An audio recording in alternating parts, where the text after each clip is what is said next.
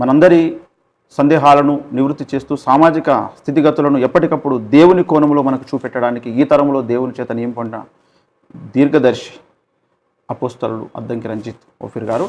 మరి అయ్యగారికి హృదయపూర్వక స్వాగతాన్ని తెలియజేస్తున్నాను. Thank you Babu, thank you very much. అయ్యగారు, మీ విలువైన సమయాన్ని మరొకసారి మాకు ఇచ్చినందుకు హృదయపూర్వక ధన్యవాదాలు అయ్యగారు. Thank you. ఈ యొక్క ఒలివల కొండ సిద్ధాంత స్పష్టీకరణ వేదిక ద్వారా హృదయపూర్వక వందనాలు, కృతజ్ఞతలు తెలియజేస్తున్నాను. ఈనాడు సమాజంలో ప్రతి ఒక్కరూ ఆలోచిస్తుంది, సంశయపడుతున్నది. ప్రపంచం ఎటువైపు వెళ్తుంది, ఏం కాబోతుంది. ముఖ్యంగా ఈ మధ్యప్రాచ్యంలో 6 నెలలకు ఒకసారి ఏదో ఒక గొడవ, ఏదో ఒక యుద్ధము, ఏదో ఒక బాంబుల వర్షం కురిపించడం, ఇలాంటిది చూసి బెంబెలెత్తిపోతున్నారు ప్రజలందరూ. దాదాపు కొన్ని 8,000కు పైగా విమానాలు రద్దయిపోయాయి ప్రపంచవ్యాప్తంగా. దాదాపుగా ఒక దుబాయ్ నుండే దాదాపు ఇంత సంఖ్య రద్దయిపోయింది. అయితే మధ్యప్రాచ్యంలో ఈ ఘర్షణలకు గల కారణాలు, ఫలితాలని ఈ యొక్క శీర్షికలో ముందుగా ఈ విషయాన్ని గురించి మీరేం తెలియజేస్తారు? మధ్యప్రాచ్యంలో ఘర్షణలు, దానికి కారణాలు, దాని ఫలితాలు అనేది హిందూ మహాసముద్రం అంత పెద్ద అంశం. అది కారణం ఏంటంటే మధ్యప్రాచ్యం అనగానే మిడిల్ ఈస్ట్, అక్కడ ఉన్నటువంటి ఒక సముద్రం పేరు మధ్యధరా సముద్రం, అంటే మెడిటరేనియన్ సీ. అంటే నివాసయోగ్యమైన భూమిలో నాభి అన్నమాట, నడిబొడ్డు. అక్కడనే అసలు మానవ జాతి చరిత్ర మొదలైంది. మనిషి అన్నవాడు మొట్టమొదట నేల మట్టి నుండి దేవుని చేత నిర్మించబడి, ఆ మట్టి బొమ్మ యొక్క ముక్కు రంధ్రాల్లో దేవుడే తన జీవవాయువును ఊదగా వాడు జీవాత్మయ్యాడు. ఆయన పేరు ఆదాము. ఆ మొదటి మనిషికి దేవుడు ఒక భార్యను చేసి ఇచ్చాడు, అతని పక్కటెముక నుండే. ఇది జరిగిందే అక్కడ ఆ మధ్యధర సముద్ర తీర ప్రాంతంలో. అక్కడ నుండే మానవ జాతి ప్రారంభమైంది. అక్కడ నుండే మానవ జాతి రాజకీయాలు మొదలైనవి, ఆర్కిటెక్చర్ మొదలైంది. అక్కడ నుండి మరి మతము మొదలైంది, యుద్ధాలు మొదలైనవి. ఇక మొత్తము ఇప్పుడు ఈ భూమి మీద ఉన్నటువంటి సకల కార్యక్రమాలు అక్కడ మొదలైనవి. మనుషులందరూ అక్కడ నుండే ఇండియాకు వచ్చారు, అన్ని ఖండాలకు వాళ్ళు వ్యాపించారు. ఇది సెంటర్.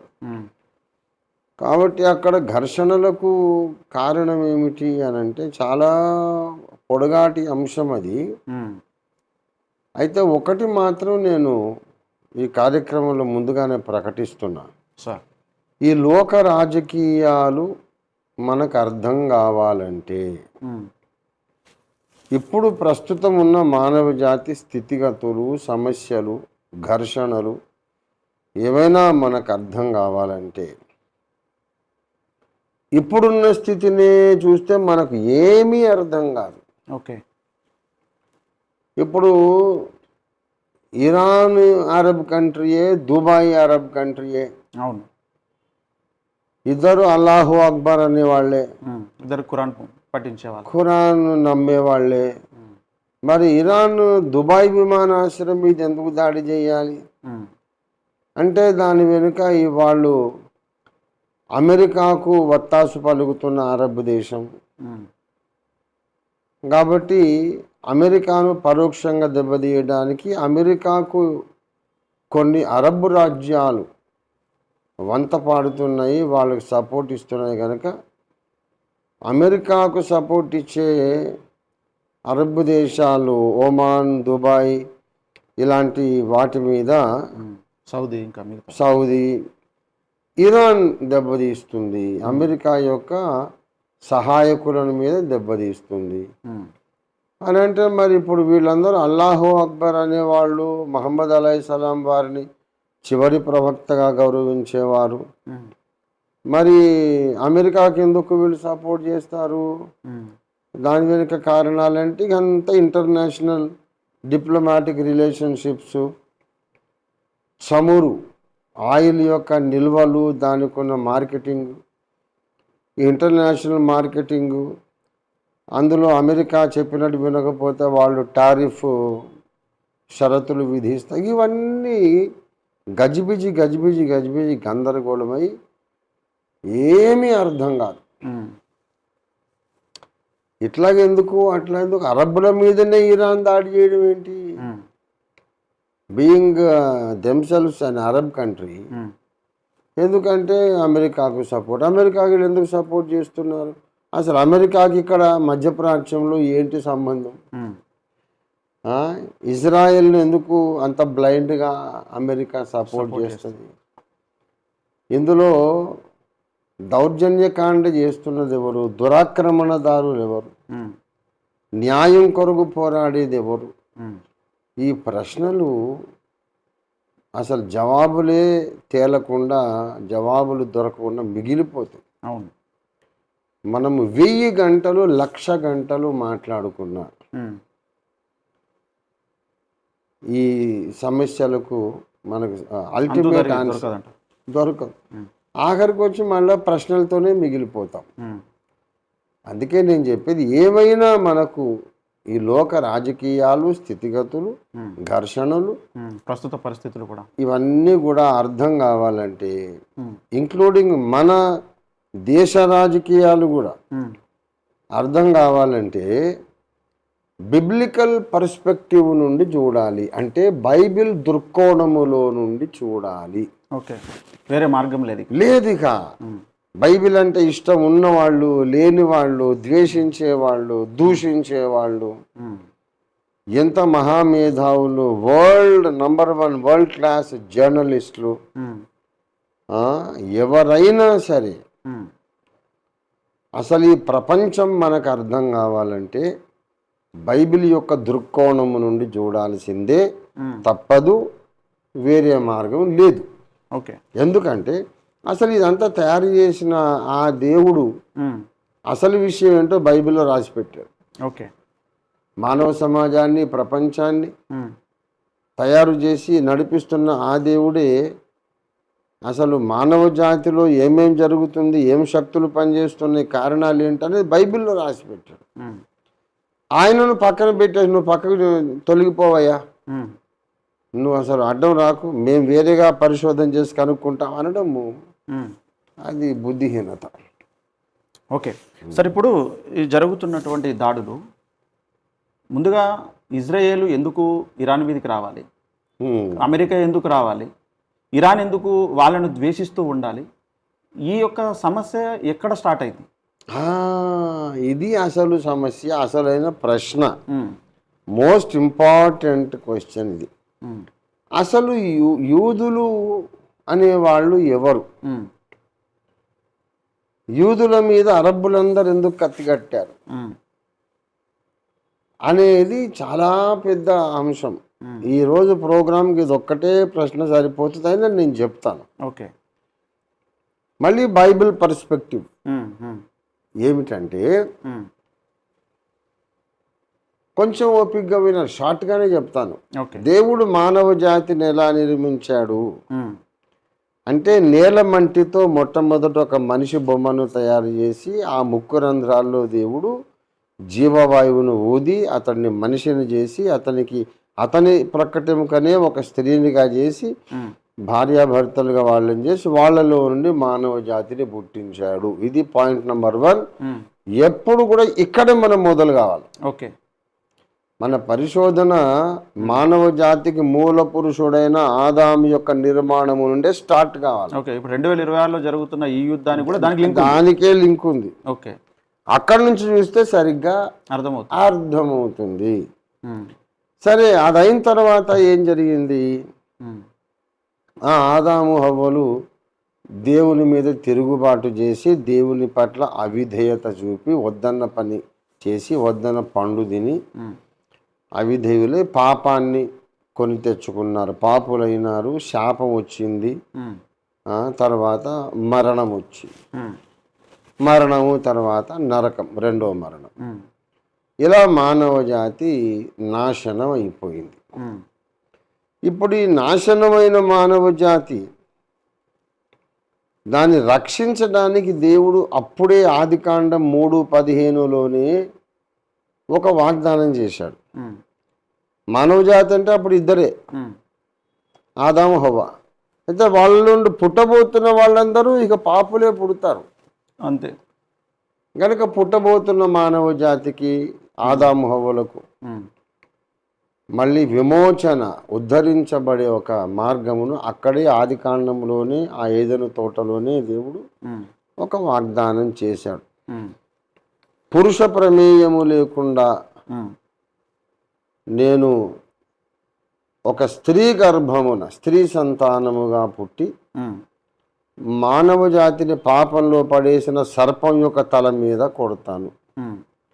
స్త్రీ గర్భం ఒకడు పుడతాడు, ఆయన ఈ పాము తల మీద కొడతాడు, సర్పం తల మీద. ఓకే. అంటే పాము తల మీద కొడితే చచ్చిపోతుంది. అయితే అలా కొట్టకముందు ఆ పాము ఏం చేస్తుందంటే ఆ స్త్రీకే పుట్టినటువంటి పురుష ప్రమేయం లేకుండా, మానవ తండ్రి లేకుండా అద్భుతంగా స్త్రీకే పుట్టిన ఆ దివ్య పురుషుడి మడమ మీద పాము కాటేస్తుంది. అంటే పాము ఆయనకు మరణాన్ని తెస్తుంది, ఆయన పాము తల మీద కొట్టి పామును కూడా చంపేస్తాడు, నాశనం చేస్తాడు. ఇలాగా స్త్రీ సంతానముగా లోకరక్షకుడు పుడతాడు అనేది నెరవేరడానికి దేవుడు ఒక ప్రత్యేక జనాంగాన్ని ఏర్పాటు చేసుకున్నాడు. ఆ జనాంగమే ఇశ్రాయేల్. ఓకే. ఆ జనాంగమే ఇశ్రాయేల్. ఆ ఆదాములో నుండి పుట్టిన మనుషులు కొంతకాలం అందరూ ఒకే భాష మాట్లాడి ఒకే కుటుంబంలాగా ఉండేవారు.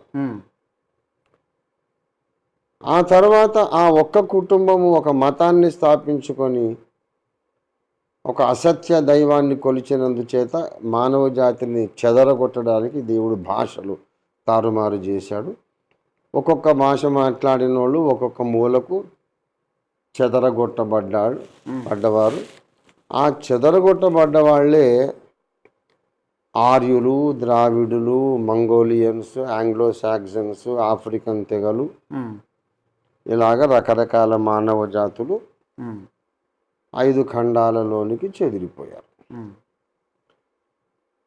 ఎప్పుడైతే ఈ బాబిలోన్ జరిగిందో, ఈ బాబెలు గోపురం కట్టబడిందో, సార్ మానవ జాతి చెల్లా చెదిరింది. ఆ టైంలో ఇండియాలో ఒక్క మానవ పురుగు లేదు. అప్పటికి ఇంకా ఇక్కడ ఎవరు లేరు. ఖాళీ వేస్ట్ ల్యాండే. ఇక్కడ యుగాలు నడిచినాయి, మన్వంతరాలు అవంతా కూడా కల్పన, ఊహ. ఆదామును దేవుడు చేస్తున్నప్పుడు మిగతా భూమి మీద ఏ మనిషి లేడు. ఆదాము సంతతి ఏక కుటుంబంగా బాబెలు గోపురాన్ని కట్టుకున్నప్పుడు ఇంకా భూమి మీద ఎక్కడా వేరే మనుషులు లేరు.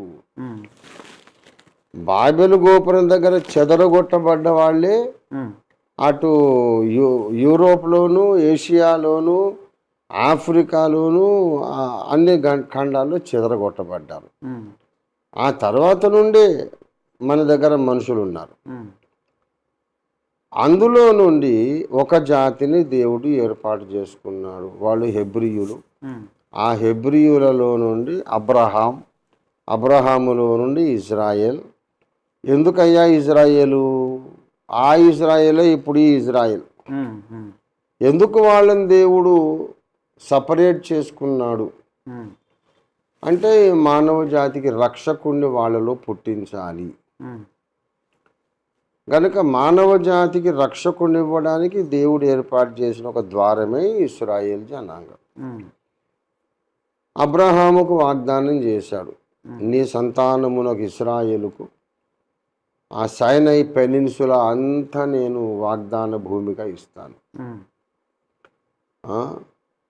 ఇటు యూఫ్రటీస్, ఇటు నైలు నది, మహానది, అక్కడ ఉన్నటువంటి యూఫ్రటీస్, టైగ్రీస్, నైలు నది, అక్కడ ఉన్నటువంటి సైనై పెనిన్సులా అంటే ద్వీపకల్పము. 3 దిక్కుల సముద్రం ఉంటుంది, ఒకవైపు భూమి ఉంటుంది, దాన్ని పెనిన్సులా అంటారు. దాన్ని సైనాయి పెనిన్సులా, సీనాయి ద్వీపకల్పం అలాగ ఉంటుంది. అదంతా నేను నీ సంతానమైన ఇశ్రాయేలుకు నేను ఆ, వాగ్దాన భూమి ఇచ్చేస్తున్నాను అన్నాడు దేవుడు. ఇప్పుడు అందులో వాళ్ళు వచ్చి ఉన్నారు. వాళ్ళు ఐగుప్తు నుండి ఆ దాస్యాన్ని వాళ్ళు దేవుని శక్తి చేత వదిలించుకొని వచ్చారు. ఇజ్రాయేల్ ప్రజలు దేవుడిచ్చిన వాగ్దాన భూమిలో ఉన్నారు. అక్కడ వాళ్ళ మొదటి రాజు సౌలు, రెండవ రాజు దావీదు, మూడవ రాజు సొలొమోన్, నాలుగవ రాజు రెహబాం. అప్పుడు ఆ రాజ్యం రెండుగా విభాగింపబడింది. యూదా రాజ్యం ఒకటి, ఇశ్రాయేల్ రాజ్యం ఒకటి. అంతా అబ్రహాం పిల్లలే. వాళ్ళు యెహోవా దేవుని ఆరాధకులు. అక్కడ నుండి తీర మెస్సియా రక్షకుడు వాళ్ళలో పుట్టిన తర్వాత ఆయనను వాళ్ళు గుర్తుపట్టలేదు. గుర్తుపట్టకుండా సిలువకు అప్పగించి ఆ నీతిమంతుని రక్తము వల్ల నేను అపరాధినని పిలాతు చెప్తే రోమన్ గవర్నర్, ఎందుకయ్యా సిలువేయమంటున్నారు? అతడు ఏ నేరం చేశాడంటే, అతడు నీతిమంతుడా, అతనంటే మాకు ఇష్టం లేదు, సిలువేసేయమన్నారు యూదులు. ఆ నీతిమంతుని రక్త విషయంలో నేను నిరపరాధినని చేతులు కడుక్కున్నాడు పిలాతు. వాని రక్తము మా మీద మా పిల్లల మీద ఉండనిమ్మన్నారు. అట్లాగే జరగనిమ్మన్నాడు దేవుడు. అలాగా అది మొదలుకొని యేసుక్రీస్తు సిలువ వేయబడ్డ తర్వాత ఇదంతా అక్కడి నుంచి వచ్చింది. ఓకే. ఆదాము హవ్వల పిల్లలలో నుండి దేవుడు ఒక స్త్రీ సంతానాన్ని ఇస్తానని వాగ్దానం చేశాడు. వాళ్ళు ఆ స్త్రీ సంతానాన్ని లోక రక్షకుని ఇవ్వడానికి ఇశ్రాయేల్ జనాంగం. ఇశ్రాయేల్ జనాంగం పుట్టిన తర్వాత ఆ పుట్టిన రక్షకున్నే వాళ్ళు ద్వేషించారు. ద్వేషించిన తర్వాత ఆయన రక్తం మా మీద ఉండని అన్నారు. దాని ఫలితంగా 1900 సంవత్సరాలు భూలోకమంతా చెదరగొట్టబడ్డారు, హింసించబడ్డారు. వాళ్ళు ఇంకా చాలా దారుణమైన పరిస్థితుల్లో ఉన్నారు 19 శతాబ్దాల పాటు. వాళ్ళలాగా లోకమంతా చెదిరిపోయినప్పుడు ఎక్కడికి పోయినా సరే వాళ్ళు నంబర్ 1 పొజిషన్లో ఉంటారు. వ్యాపార రంగము, వైజ్ఞానిక రంగం టాప్ లెవెల్లో ఉంటారు. ఆ దేశ ప్రజల చేత ద్వేషించబడతారు, చంపబడతారు, అయినా టాప్లో ఉంటారు. ఇది పరిస్థితి. ఆఖరికి ఇట్లా మమ్మల్ని ఎక్కడికి పోయినా కూడా బ్రతకనివ్వడం లేదని థియోడర్ హెర్ట్జ్ అనే ఒక యూదు వ్యాపారవేత్త, మల్టీమిలియనర్, అతను జయనిస్ట్ మూమెంట్ మొదలుపెట్టాడు. ఏంటంటే యూదులమైన మనకు మళ్ళీ మన సొంత భూమి ఉండాలి. ఆకాశం కింద ఉన్న అన్ని దేశాలకు మనం చెదరగొట్టబడ్డాం. ఏ దేశానికి పోయినా మనం చంపబడుతున్నాము, అడవి జంతువుల్లాగా వేటాడబడుతున్నాం.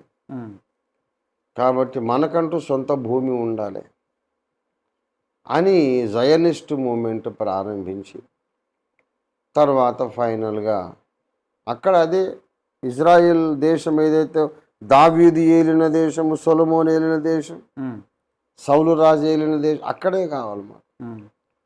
దేవుడు ప్రామిస్ చేసింది కూడా అదే. అదే అక్కడ వాళ్ళు ప్రామిస్ దేవుడు చేశారు, అక్కడ ఉన్నారు, దేశముగా వర్ధిల్లారు. కానీ ఈ తప్పు చేసినందుకు వాని రక్తము మా మీద ఉండని, యేసు ప్రభు యొక్క రక్తాపరాధాన్ని వాళ్ళే నా మీద రా అని కోరుకున్నందుకు ఇక చాలా దారుణమైన హింసలు అనుభవించారు 1900 ఏళ్ళు.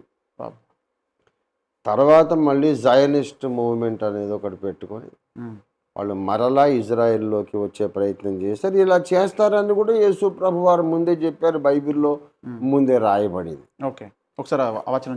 యూదులు మరలా వస్తారు అనేది ఇక బైబిల్లో ఒకటి రెండు చోట్ల కాదు, చాలా చోట్ల వ్రాయబడి ఉంది. వాళ్ళని అక్కడి నుంచి ఎవరూ కూడా పెరికి వేయలేరు. ఆమోసు గ్రంథం 9:15, ఆమోసు గ్రంథం 9:15. వారి దేశమందు నేను వారిని నాటుదును, నేను వారికిచ్చిన దేశములో నుండి వారు ఇక పెరికి వేయబడరని నీ దేవుడైన యెహోవా సెలవిచ్చుచున్నాడు.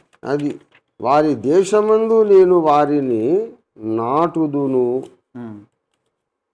అక్కడి నుంచి ఎవరు కూడా మళ్ళీ వాళ్ళని పెరికి వేయలేరు అని చెబుతూ ఉన్నాడు. ద్వితీయోపదేశ కాండములోనే 28వ అధ్యాయము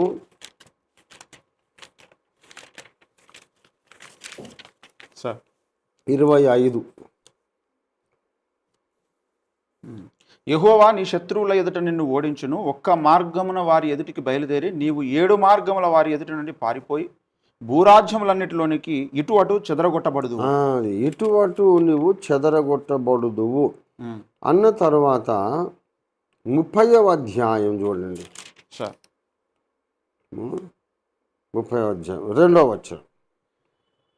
సమస్త జనముల మధ్యను వాటిని జ్ఞాపకం చేసుకొని నీ దేవుడైన యెహోవా వైపు తిరిగి నేడు నేను నీకు ఆజ్ఞాపించు సమస్తమును బట్టి నీ పూర్ణ హృదయముతోనూ నీ పూర్ణ ఆత్మతోనూ ఆయన మాట నీవును నీ సంతతి వారును వినిన ఎడల నీ దేవుడైన యెహోవా చెరలోని మిమ్మును తిరిగి రప్పించును. ఆయన మిమ్మును కరుణించి నీ దేవుడైన యెహోవా ఏ ప్రజలోనికి మిమ్మును చెదరగొట్టెనో వారిలో నుండి తాను మిమ్మును సమకూర్చి రప్పించును. ఇంకా మీలో నెవరైన ఆకాశ దిగాంతముల వరకు వెళ్ళగొట్టబడినను అక్కడ నుండి నీ దేవుడైన యెహోవా మిమ్మును సమకూర్చి అక్కడ నుండి రప్పించును. ఎంత అద్భుతమైన ప్రవచనం. అవును, ఇది నెరవేరింది. సో యూదులు మళ్ళా తిరిగి రావడం, వాళ్ళ సొంత దేశాన్ని ఏర్పాటు చేసుకోవడం బైబిల్ ప్రవచనం నెరవేర్పు. ఓకే, ఇది నెరవేరడానికి కూడా ఎన్నో ఆటంకాలు. ఆ ప్రాంతం కొంతకాలము టర్కీ సుల్తాన్ పరిపాలనలో ఉండేది. టర్కీ సుల్తాన్ గారు అడిగితే ఇవ్వలేదు. ఆ తర్వాత అదే ప్రాంతం బ్రిటిష్ పరిపాలన కిందకు వచ్చింది. అయితే బ్రిటిష్ వాళ్ళు కూడా ఇవ్వలేదు. అయితే నేను ఇందాక చెప్పాను, యూదులు ఎక్కడ చెదరగొట్టబడినా ఈ శాపాన్ని శిక్షణ అనుభవిస్తున్నా సరే అబ్రహాం సంతానం కదా, ఆ దీవెన వాళ్ళ మీద ఉంది. ఎక్కడ పోయినా టాప్ లెవెల్లో ఉంటారు. టాప్ సైంటిస్టులు వాళ్ళే, బిజినెస్ మెన్ వాళ్ళే, అన్ని విషయాల్లో టాప్ లెవెల్లో వాళ్ళకే ఉంది. కనుక వాళ్ళు ఈ తెలివి తక్కువ పని చేశారు. ఆ నిరపరాధి రక్తం మా మీద మా పిల్లల మీద ఉండును గాక అని కోరుకున్నందుకు అంత నీతిమంతుణ్ణి పరిశుద్ధుణ్ణి చంపిన హత్యాపరాధం వాళ్ళని కావాలని కోరుకున్నారు కాబట్టి ఇక భయంకరమైన శిక్షకు గురైనారు. ఎక్కడికి పోయినా వాళ్ళు వ్యాపారం చేస్తారు, టాప్లోకి వచ్చేస్తారు, టాప్ లెవెల్. కాబట్టి ఒక 4 ప్రపంచ వ్యాపారవేత్తలు కోటీశ్వరులు కలిసి 2వ ప్రపంచ యుద్ధానికి గ్రేట్ బ్రిటన్కు కావలసినటువంటి డబ్బులు ఆర్థిక సహాయం చేశారు. ఆర్థిక సహాయం చేసిన తర్వాత 2వ ప్రపంచ యుద్ధం అయినాక అన్ని దేశాలు దెబ్బతిన్నాయి, బూడిద మిగిలింది. మరి ఏం చేయాలి ఇప్పుడు? మరి మా డబ్బులు మాకు ఇవ్వమంటే ఇచ్చే పరిస్థితుల్లో ఇంగ్లాండ్ దేశము లేదు సార్.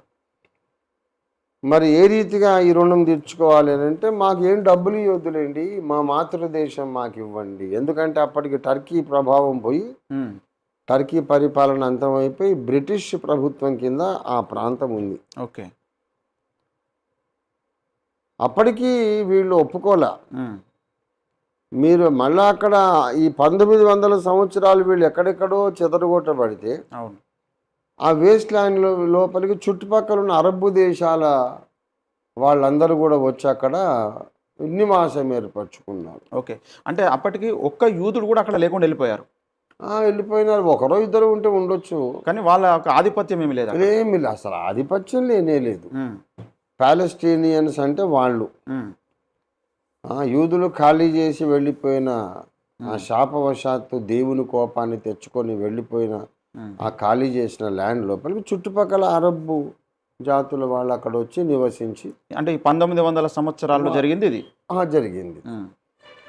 కాబట్టి మళ్ళా వచ్చి కూడా ఆ ల్యాండ్ మాకు ఇమ్మంటే బ్రిటిషర్స్ కూడా ఏమన్నారంటే మీకంటూ సొంత భూమి ఇస్తాము, కానీ ఎక్కడైతేనేమి మీ భూమి మీకు ఉండాలి కదా, ఇక అది మర్చిపోండి, అరబ్ ల్యాండ్ మీకు దొరకదు, మీకు ఇవ్వడం మేము ఇంటర్నేషనల్గా పెద్ద డిస్ప్యూట్ వచ్చేస్తుంది.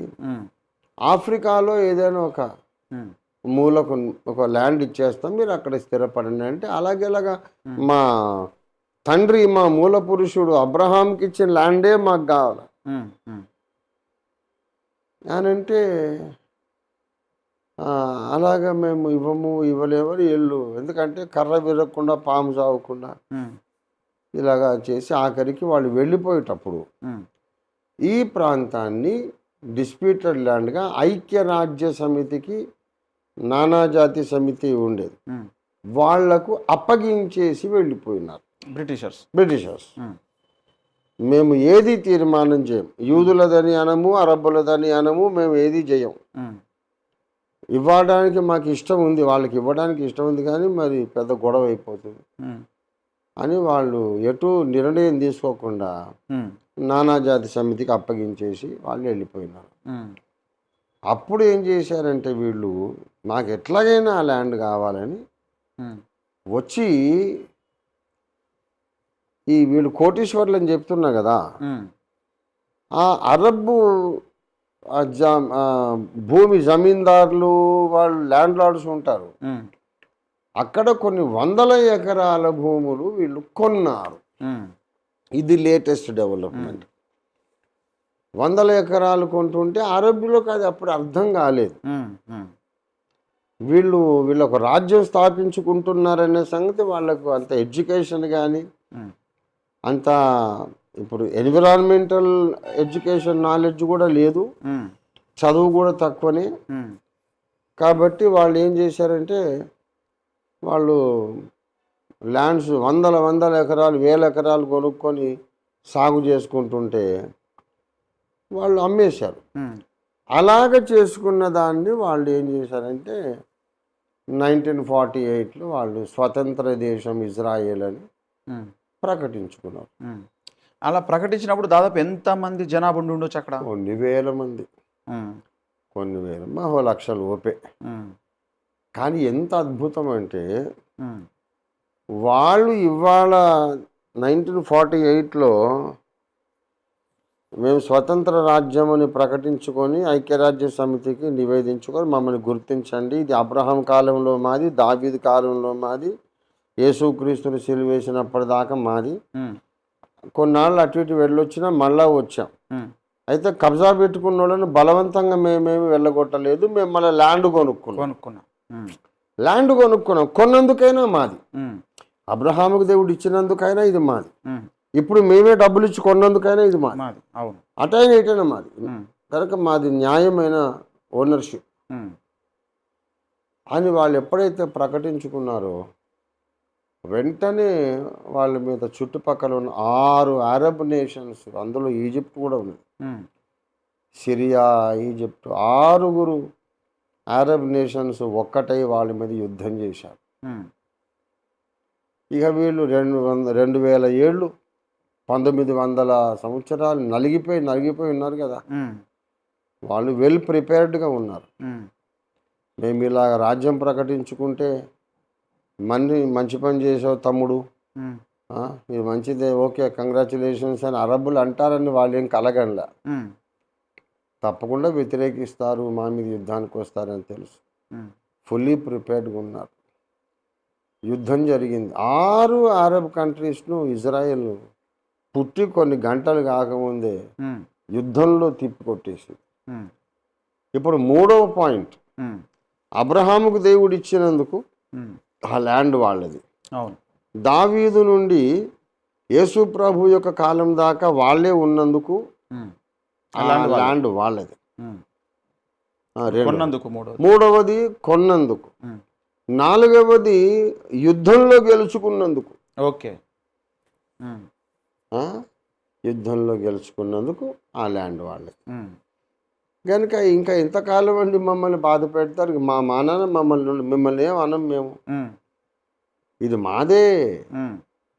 ఏదో తప్పు చేసి దేవుని శిక్ష అనుభవించి మేము దేశ విదేశాలకు చెదరగొట్టబడ్డాం. దేవుడే వాగ్దానం చేసినట్టుగా మళ్ళీ మేము వచ్చాం. వచ్చింది కూడా ఒట్టుగా రాలేదు, కొనుక్కొని వచ్చాం. మరి మీరు ఎందుకు అమ్మేశారు మాకు? ఆ ల్యాండ్ లార్డ్స్ అందరూ 1000 ఎకరాలు మాకు అమ్మకుండా ఉండాల్సింది అమ్మేశారు. కాబట్టి ఇది వ్యర్థమైన వివాదాన్ని ఒక ఫుల్ స్టాప్ పెట్టండి అంటే, లేదు వీళ్ళు అన్యాయంగా పాలస్తీనియుల యొక్క ల్యాండ్ను వీళ్ళు ఆక్రమించుకున్నారు, మాకు కుదరదు, ఒప్పుకోమని చెప్పేసి పాలస్టీనియన్ లిబరేషన్ ఆర్గనైజేషన్ అని ఒకటి యాసర్ అరాఫత్ గారి ద్వారా ఒకటి పెట్టారు. అంతకుముందు చిన్న చిన్న గ్రూపులు ఉండేవి. యూదులను వెళ్ళగొట్టడానికి ఆయుధ బలంతో వెళ్ళగొట్టాలి అని ట్రై చేసిన వాళ్ళందరినీ ఏకం చేశాడు యాసర్ అరాఫత్ గారు. చేసి పాలస్టీనియన్ లిబరేషన్ ఆర్గనైజేషన్ PLO అందరిని ఒక త్రాటి మీదకి తెచ్చి ఫైట్ చేసి చేసి చేసి ఆయనకు నోబెల్ బహుమతి కూడా వచ్చింది, శాంతి బహుమతి. ఓకే, అంటే వీళ్ళందరినీ ఐక్యపరిచినందుకు. ఫైనల్గా ఆయన కూడా కాలం చేశారు, అవ్వలేదు. ఎవరి ద్వారా కూడా వాళ్ళని అక్కడ కదల్చడం ఇక ఎన్నడూ పెరికివేయబడరు అని ఉంది ఇక్కడ. అవును, ఆమోసు 9:15లో ఇక నుండి నేను వారికి ఇచ్చిన దేశంలో నుండి వారు ఇక పెరికి వేయబడరు అని నీ దేవుడైన యెహోవా సెలవిస్తున్నాడు. ఈ వచనాన్ని బట్టి అసలు వాళ్ళు అక్కడి నుంచి వెళ్ళే ప్రసక్తే లేదు. ఎవరు కదిలించలేరు కూడా, ఎవ్వరు కదిలించలేరు. ఓకే, కదిలించలేరు సరిగదా. వాళ్ళు ప్రపంచానికి అగ్రరాజ్యం అయిపోతారు. రష్యా కాదు, ఇజ్రాయెల్ కాదు, అమెరికా కాదు, ఐఎమ్ సారీ, రష్యా కానీ, అమెరికా కానీ, ఫ్రాన్స్ కానీ, జర్మనీ కానీ, UK కానీ, ఈ అగ్రరాజ్యాలు 5 అగ్రరాజ్యాలు. ఇప్పుడు ఏ అగ్రరాజ్యం కాకుండా ఇజ్రాయెల్ ఈ లోకరాజ్యములకు శిరస్సు అయిపోతుంది, అగ్రరాజ్యం అని ఇర్మియా 31వ అధ్యాయంలో చెప్పాడు. ఓకే, అది ఆ వచనం ఉంటుంది కదా, చాలా కాలం కిందట యెహోవా నాకు ప్రత్యక్షమే నాకు ఇలా సెలవిచ్చాడు, శాశ్వతమైన ప్రేమతో నేను నిన్ను ప్రేమిస్తున్నాను. అక్కడనే ఆ కింద ఒక మాట ఉంటుందన్నమాట, రాజ్యములకు శిరస్సు అయినటువంటి జనం. 7వ వచనం, యెహోవా ఇలాగు సెలవిచ్చుచున్నాడు, యాకోబును బట్టి సంతోషముగా పాడుడి, రాజ్యములకు శిరస్సగు జనమును బట్టి ఉత్సాహధ్వని చేయుడి, ప్రకటించుడి, స్తుతి చేయుడి, యెహోవా ఇశ్రాయేలులలో శేషించిన నీ ప్రజను రక్షింపుమి అని బతిమాలుడి. The crown of all nations, ప్రపంచంలోని అన్ని దేశాలకు ఇది శిరస్సు అట, హెడ్ ఆఫ్ ఆల్ నేషన్స్. ఆ స్థితికి ఇజ్రాయెల్ను దేవుడు అభివృద్ధి చేస్తాడు. ఓకే, అంటే ఇప్పుడు ఇంకా ఈ స్టేటస్ రాబోతుంది, త్వరలో రాబోతుంది. అది రావాలంటే మిగిలిన అగ్రరాజ్యాలు నాశనం కావాలి, అందుకొరకే యుద్ధాలు జరుగుతాయి. బైబిల్ పర్స్పెక్టివ్ నుండి చూస్తే అర్థమవుతుందని అందుకే చెప్తున్నా. ఓకే ఓకే, ఇప్పుడు ఆ చిన్న piece of land the head of all nations ఆ స్టేటస్కు రావాలంటే మరి సోకాల్డ్ అగ్రరాజ్యాలు, ఈ న్యూక్లియర్ పవర్స్ వీళ్ళందరూ ఒప్పుకుంటారా? ఒప్పుకోరు. ఆ చిన్న అరబ్ ఏముంది దాని జనాభా హైదరాబాద్ జనాభాతో సమానం, 80 లక్షల నుంచి కోటి మంది. హైదరాబాద్ జనాభా ఎంత ఉంది? 1,20,00,000 దాకా ఉంది, దగ్గర మనకు ఉంది. హైదరాబాద్ జనాభా ఇజ్రాయెల్ జనాభా సమానం. మరి అలాంటి చిన్న కంట్రీ ప్రపంచానికి నేనే శిరస్సునంటే ఎవరు ఒప్పుకుంటారు? కనుక ఆ పోటీకి, ఆ స్థానానికి పోటీ పడే అగ్రరాజ్యాలన్నీ ఆర్థికంగాను సైనిక పరంగాను అవి బలహీనపడాల్సిన అవసరం ఉంది. ఓకే, ఇది దేవుని ప్రణాళిక. అలా బలహీనపడడానికి ఈ పిచ్చి పట్టినట్టు వీళ్ళందరూ యుద్ధాలు చేసుకుంటున్నారు. దేవుని మాట నెరవేరడానికి వీళ్ళకందరికీ పిచ్చి పడుతుంది. అది ఓకే. ఇరాన్ ఒక డ్రోన్ బాంబును తయారు చేసి పంపడానికి దాదాపు వాళ్ళకు ఒక 30 లక్షలు అవుతుందట. వాళ్ళకేమో ఒక 30 కోట్లు కావాలి దాన్ని నిర్వీర్యం చేసి డిస్ట్రాయ్ చేయడానికి అమెరికా ఉన్నటువంటి వారికి, ఆర్మీకి. అయితే దీని ద్వారా అది ఆర్థికంగా మందగించే పరిస్థితిలోకి వెళ్ళిపోతుంది అమెరికా. దాదాపు ఈ యొక్క 7 దినాలలో దాదాపు 7,000 కోట్ల వరకు నష్టం జరిగింది. రోజుకు ఉమ్, 500 కోట్లు ఖర్చు పెడుతున్నారు. ఖర్చు పెడుతున్నారు. నేను యుగాంతంలో ఏనాడో రాశాను 40 ఏళ్ల కిందట. అమెరికా పతనం అయిపోతుంది, ఆర్థికంగా దెబ్బతింటుందని చెప్పారు మీరు. అవును సార్, అవును. ఆర్థికంగా దెబ్బతింటుంది. ఉమ్, అది దేవుని మాట. అవును. అది నేనేం జ్యోతిష్కున్నా ఏమన్నాను, నాకేం తెలుస్తుంది? బైబిల్లో ఉన్న ఇప్పుడు అమెరికాను బైబిల్ ఎక్కడ చదివితే అమెరికా అనే పదం అయితే కనబడదు సార్. మీరు ఎక్కడి నుంచి పికప్ చేసిరు అమెరికా అనే మాటను? అది కూడా నేను యుగాంతంలో చెప్పాను. ఉమ్, తర్షీషు యొక్క కొదమ సింహములు ఓకే. అనేది ఉమ్, యెహెజ్కేలు 38వ అధ్యాయం. ఉమ్, యెహెజ్కేలు 38లో ఉమ్, 13 సెబావారును దదాను వారును ఉమ్. తర్షీషు వర్తకులను కొదమ సింహముల వంటి వారైన దాని వారందరు. ఉమ్, ఈ కొదమ సింహములు అంటే సింహం పిల్లలు అని అర్థం. కొదమ సింహములు అంటే ఆహా, లయన్ కబ్స్, ఓకే. చిన్న చిన్న సింహాలను కొదమ సింహాలు అంటాం. ఉమ్, కొదమ సింహాలు అంటే భీకర సింహాలు అని అర్థం కాదు. ఓకే. సింహం యొక్క కూనలు. ఉమ్. దాదాపు అందరు అదే అర్థం చేసుకుంటారు. కొదమ సింహం అంటే పెద్ద భీకర సింహం. సింహాలు భీకర కాదు సింహం. కాదు. బేబ్స్ అంటే కబ్స్, లయన్ కబ్స్ అన్నమాట. Okay, lion cubs. C U B cub. మన బిగ్ క్యాట్స్ అంటారు. ఉమ్, మన పులులు కానీ, చిరుత పులులు కానీ, ఉమ్, సింహాలను కానీ బిగ్ క్యాట్స్ అంటారు. ఉమ్, పిల్లి జాతికి చెందిన ఉమ్, పెద్ద సైజు. సో వాటి పిల్లలను కబ్స్ అంటారు, సియూబిఎస్. ఉమ్, సో కొదమ సింహములు అంటే సింహము యొక్క పిల్లలు. ఉమ్, కొదమ సింహములు వారు అని అంటే మరి తల్లి ఆడసింహమై ఉండాలి కదా. అవును. కాబట్టి తర్షీషు ఉమ్, అంటే ఒక ఆడసింహం. అంటే ఇప్పుడు గ్రేట్ బ్రిటన్ యొక్క అధికార చిహ్నము ఉమ్, ఆడసింహం. ఓకే. ఉమ్, ఆడసింహం జూలు ఉన్నటువంటి మగసింహం కాదు, ఉమ్, ఆడసింహం. ఉమ్, కనుక అక్కడ నుండి పుట్టిన వాళ్ళు అని అంటే వలసపోయిన వాళ్ళే అమెరికా వాళ్ళు. ఉమ్, ఉమ్, ఉమ్, అది అన్నమాట. ఓకే. వీళ్ళందరూ కూడా అంటే గ్రేట్ బ్రిటన్ యొక్క అధికార ఛత్రము నుండి ఉమ్, స్వేచ్ఛను కోరుకొని వెళ్ళిపోయినటువంటి వీళ్ళందరూ కూడా ఉమ్, అమెరికా విస్తారమైన వేస్ట్ ల్యాండ్ ఉన్నది. అక్కడ ఎవరో కొందరు ఆటవిక తెగలు తప్ప ఎవరూ లేరు. ఉమ్, వీళ్ళు వెళ్ళి అక్కడ స్థిరపడి ఒక రాజ్యాంగాన్ని రాసుకొని ఉమ్, వాళ్ళు సొంత నేషన్గా డిక్లేర్ చేసుకున్నారు. ఉమ్,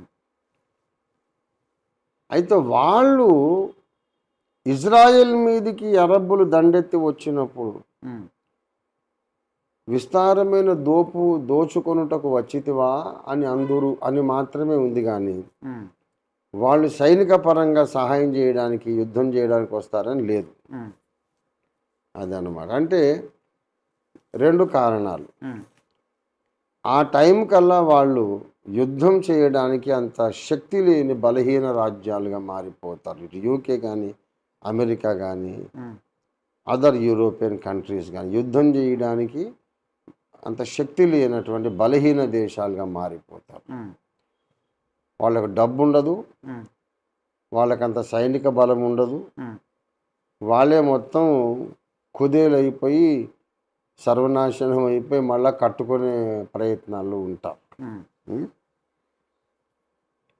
ఇక తర్వాత ఇంకో విషయం ఏంటంటే దేవుని మాట నెరవేరాలి కదా. అవును. దేవుడే దిగి వచ్చి ఇజ్రాయెల్ పక్షంగా యుద్ధం చేయాలంటే వీళ్ళు ఎవరు రావద్దు. ఎవరు రావద్దు.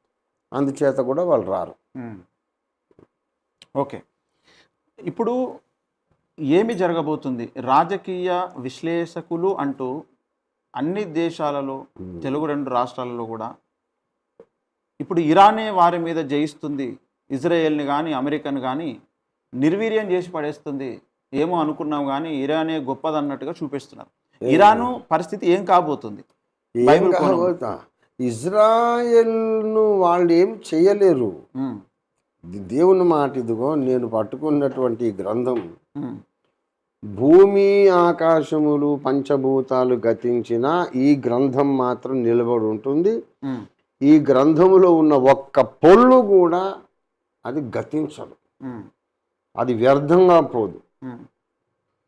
పొల్లు కూడా ఈ బైబిల్లో ఉన్న మాట నెరవేరి తీరుతుంది. బైబిల్ అంటే ఇష్టం ఉన్నోళ్ళు లేనోళ్ళు అందరూ కూడా ఈ మాట గుర్తుపెట్టుకోవచ్చు. ఇజ్రాయెల్ను ఇరాన్ నాశనం చేసేది, వీళ్ళు వాళ్ళు నాశనం చేసేది జరగని పని. It will never happen. ఎందుకంటే దే ఆర్ గాడ్స్ పీపుల్. ఈ మాట చాలామంది మతోన్మాదులకు ఇష్టం ఉండదు. ఇజ్రాయేలు దేవుని ప్రజలైతే మరి మేమందరం దయ్యం ప్రజలమా, సైతాన్ ప్రజలమా, మేము దేవుని ప్రజలం కదా అని పిచ్చి పిచ్చిగా మాట్లాడతారు. అదే సృష్టిని బట్టి మనందరం దేవుని ప్రజలమే. చైనా వాళ్ళు, జపాన్ వాళ్ళు, కొరియా వాళ్ళు, అమెరికా వాళ్ళు, ఆఫ్రికా వాళ్ళు, ఆర్యులు, ద్రావిడులు అందరము సృష్టిని బట్టి ఆ సృష్టికర్త పిల్లలమే. ఆ యాంగిల్లో రైట్. ఇజ్రాయెల్ దేవుని ప్రజలు ఎందుకంటే ఆ దేవుడే నరావతారం ఎత్తడానికి దేవుడు కట్టుకున్న ప్లాట్ఫామ్ ఇజ్రాయెల్. అందుకొరకు ఆ స్థలము, ఆ జనాంగం. మరి ఆ ప్లాట్ఫామ్ ఇండియా కాదు. దేవుడు యజ్ఞ పురుషుడిగా అవతరించడానికి కట్టుకున్న వేదిక ఇండియా కాదు, రష్యా కాదు, చైనా కాదు, ఇంగ్లాండ్ కాదు, అమెరికా కాదు, ఏది కాదు. మధ్యప్రాచ్యంలో వాళ్ళకు ఒక ల్యాండ్ ఇచ్చి ఒక ప్లాట్ఫామ్ కట్టుకున్నాడు ఆయన.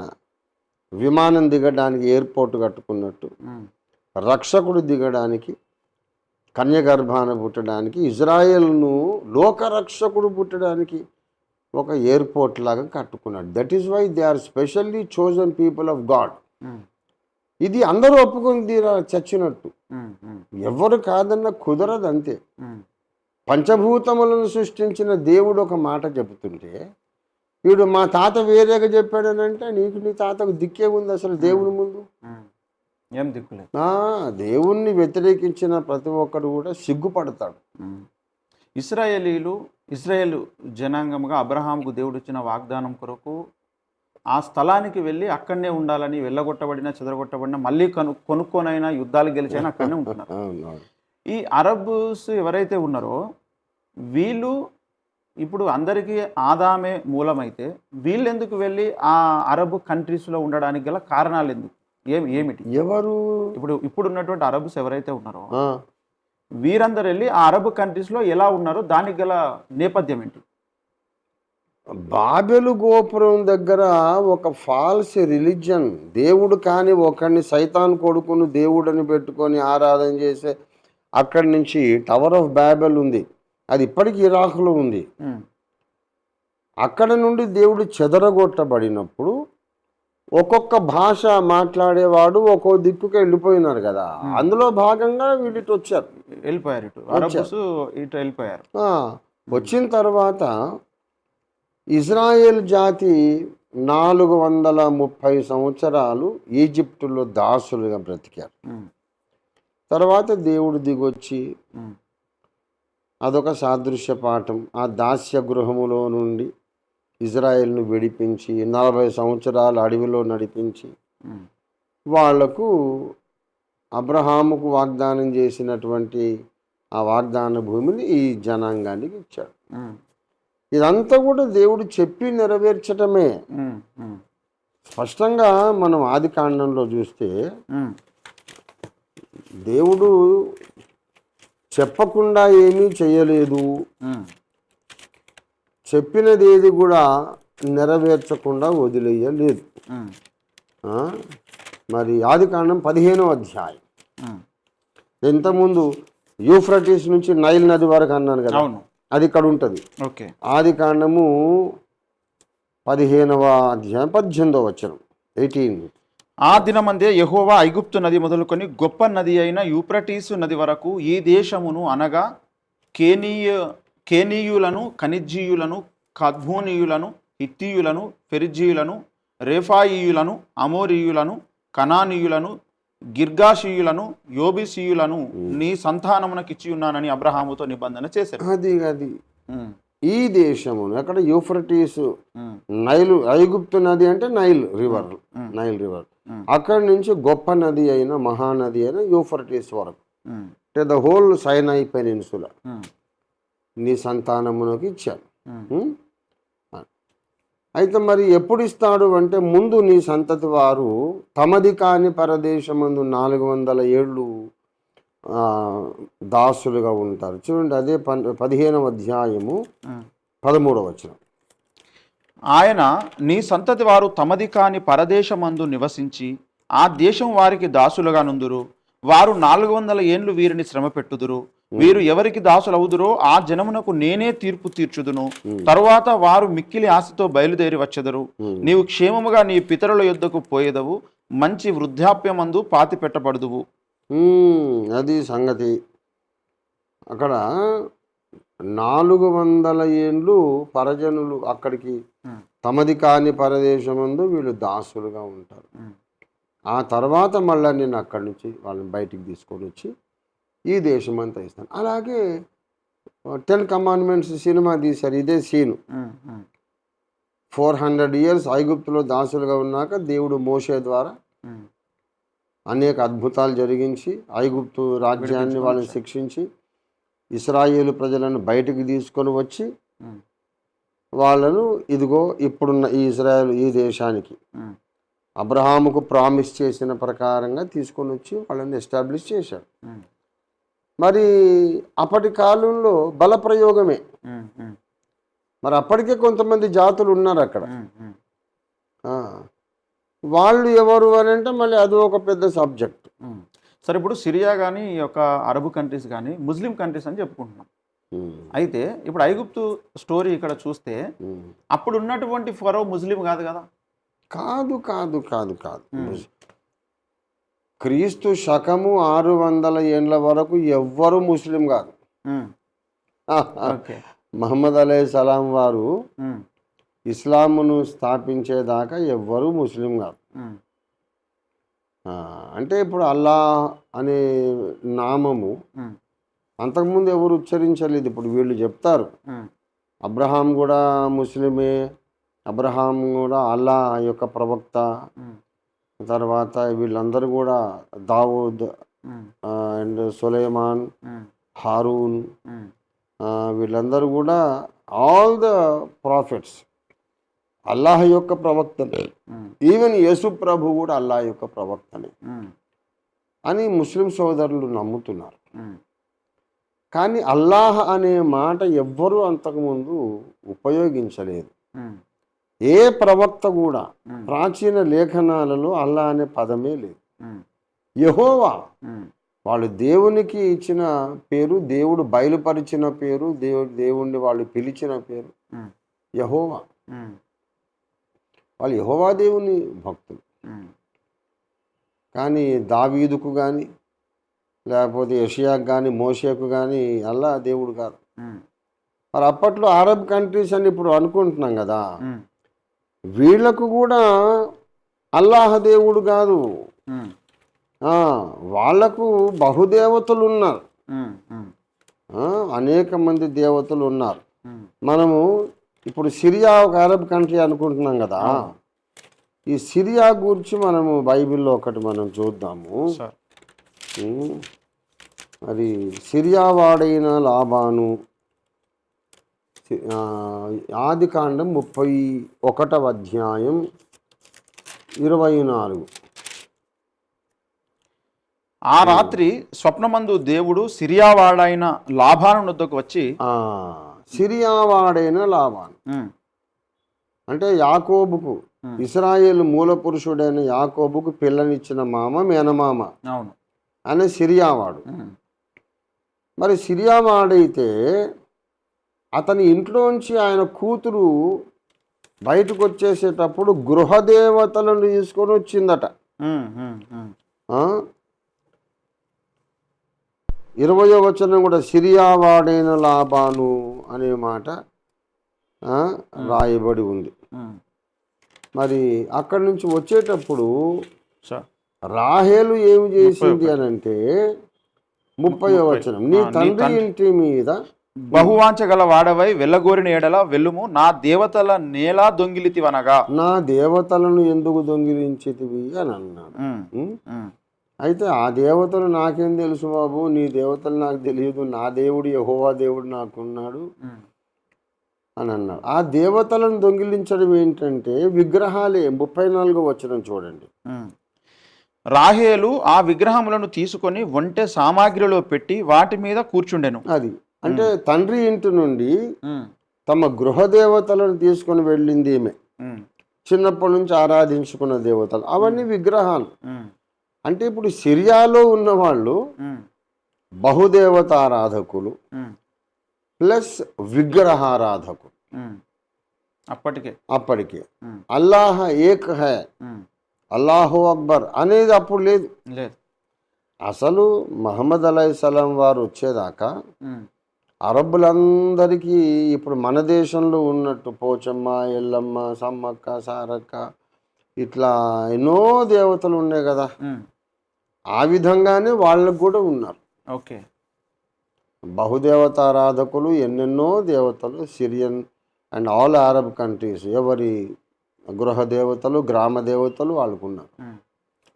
అవన్నీ కాదు, అల్లాహే దేవుడని బలవంతంగా వాళ్ళను ఒప్పించి తన కత్తి చేతనే తన ధర్మం, ఇస్లాం ధర్మమును వ్యాపింపజేసిన వాడు అందరినీ ఒకటి చేసి ఒప్పుకోండి అల్లాహే దేవుడని ఒప్పుకోండి, లేకపోతే చంపి పారేసి వాళ్ళని చంపేయండి అంతే అని తన కత్తి వాడి చేత తన ధర్మాన్ని అప్పటి తెగలందరికీ కూడా వ్యాపింపజేసిన వాడు మహమ్మద్ అలైహిస్సలాం. వాళ్ళు ఆయన చెప్పిన సిద్ధాంత బలానికి, తత్వశాస్త్రానికి కన్విన్స్ అయ్యి, మెంటల్గా లాజికల్ కన్విన్స్ అయ్యి రాలే. అప్పుడు ఒప్పుకోవాలా మహమ్మద్ గారు చెప్పింది, లేకుంటే చచ్చిపోవాలి. ఏదైతే దేవత అయితే ఏముందండి, బ్రతుకుండడమే కావాలి కదా. అలాగా కాబట్టి ఇది చరిత్ర. ఆయన వచ్చేదాకా ముస్లిం ఎక్కడిది, ఆయన వచ్చిన తర్వాత ఇస్లాము ముస్లిం అనేది ప్రారంభమైంది. క్రీస్తకం 600 సంవత్సరాలు. ఓకే, అంటే బైబిల్లో చెప్పబడుతున్న ఇంతమంది వ్యక్తులు, ఇన్ని చరిత్రలు, రాజులు, ప్రవక్తలు, జనాంగాలు ఇన్ని ఉంటే ఇక్కడ ఎక్కడ కూడా గృహదేవతల గురించి, కొండ దేవతల గురించి, యెహోవా దేవుని గురించి ప్రస్తావన ఉంది, కానీ ఎక్కడ కూడా అల్లా అనే ప్రస్తావన ఎక్కడ లేదు కదా. లేదు, ఎవరు చేయలే. అదే చెప్తున్నాను. అది ఇప్పుడు కొంతమంది ముస్లిం సోదరులు ఏంటంటే బైబిల్లో కూడా ఉన్నది అని ఏదో చూపే ప్రయత్నం చేస్తున్నారు, కానీ అది రాంగ్. అది బైబిల్లో ఎక్కడ అల్లాహ్ అనే మాట లేదు. ఓకే, ఐగుప్తు దేశంలో గృహదేవతలను ఆరాధించే సమయంలో సేమ్ టైం ఇండియాలో కూడా ఆరాధిస్తున్నారా? ఇంకా ఏ దేశాలలో ఆరాధిస్తున్నారు? అసలు ఇండియాలో మొట్టమొదట ఆ బాబెలు గోపురం దగ్గర నుండి వలస వచ్చిన మొట్టమొదటి కుటుంబం, మానవ కుటుంబమే Harappa, Mohenjo-daro, Indus Valley Civilisation. వాళ్ళే ద్రావిడులు. అయితే వాళ్లకు వేరే దేవతలు ఉన్నారు, అమ్మ దేవతలు, ప్రకృతిని ఆరాధించేవాళ్ళు. తర్వాత వాళ్ళు వచ్చిన తర్వాత 200-300 సంవత్సరాలు వెనక వచ్చిన వాళ్ళు ఆర్యులు. అప్పుడు ఆర్యులు ఇక వేరే కొత్త దేవతలన్నీ పరిచయం చేశారు. ఓకే, అక్కడ నుంచి చీలిపోయినటువంటి జనాంగాలు ఎప్పుడైతే ఈజిప్టు లేదా సిరియాకు వెళ్ళినటువంటి ప్రజలు వాళ్ళ దేవతలను వాళ్ళు సపరేట్ ఆరాధించుకుంటున్నారు. ఈ యొక్క హరప్ప, మొహంజోదారోకి వచ్చినటువంటి వాళ్ళు కూడా సపరేట్ ఆరాధించుకుంటారు. ఎవరి దేవతలు వాళ్ళు ఆరాధించుకుంటున్నారు. అప్పుడు ఐగుప్తు దేవతలు వేరే, మళ్ళీ ఆ దేవతలు వేరే, సిరియా దేవతలు వేరే. All the countries in the Middle East పల్లెకో దేవత, ఇంటికో దేవత, గ్రామ దేవతలు, గృహ దేవతలు, కులదైవాలు అట్లా ఉండేవి. వందల కొలది. ఇవన్నీ ఏమిటి, ఇట్లా ఉండకూడదు, ఒక్క దేవుడు ఉండాలి అని ప్రతిపాదించి, అసలు మొదటి నుంచి ఉన్నదే ఒక్క దేవుడు.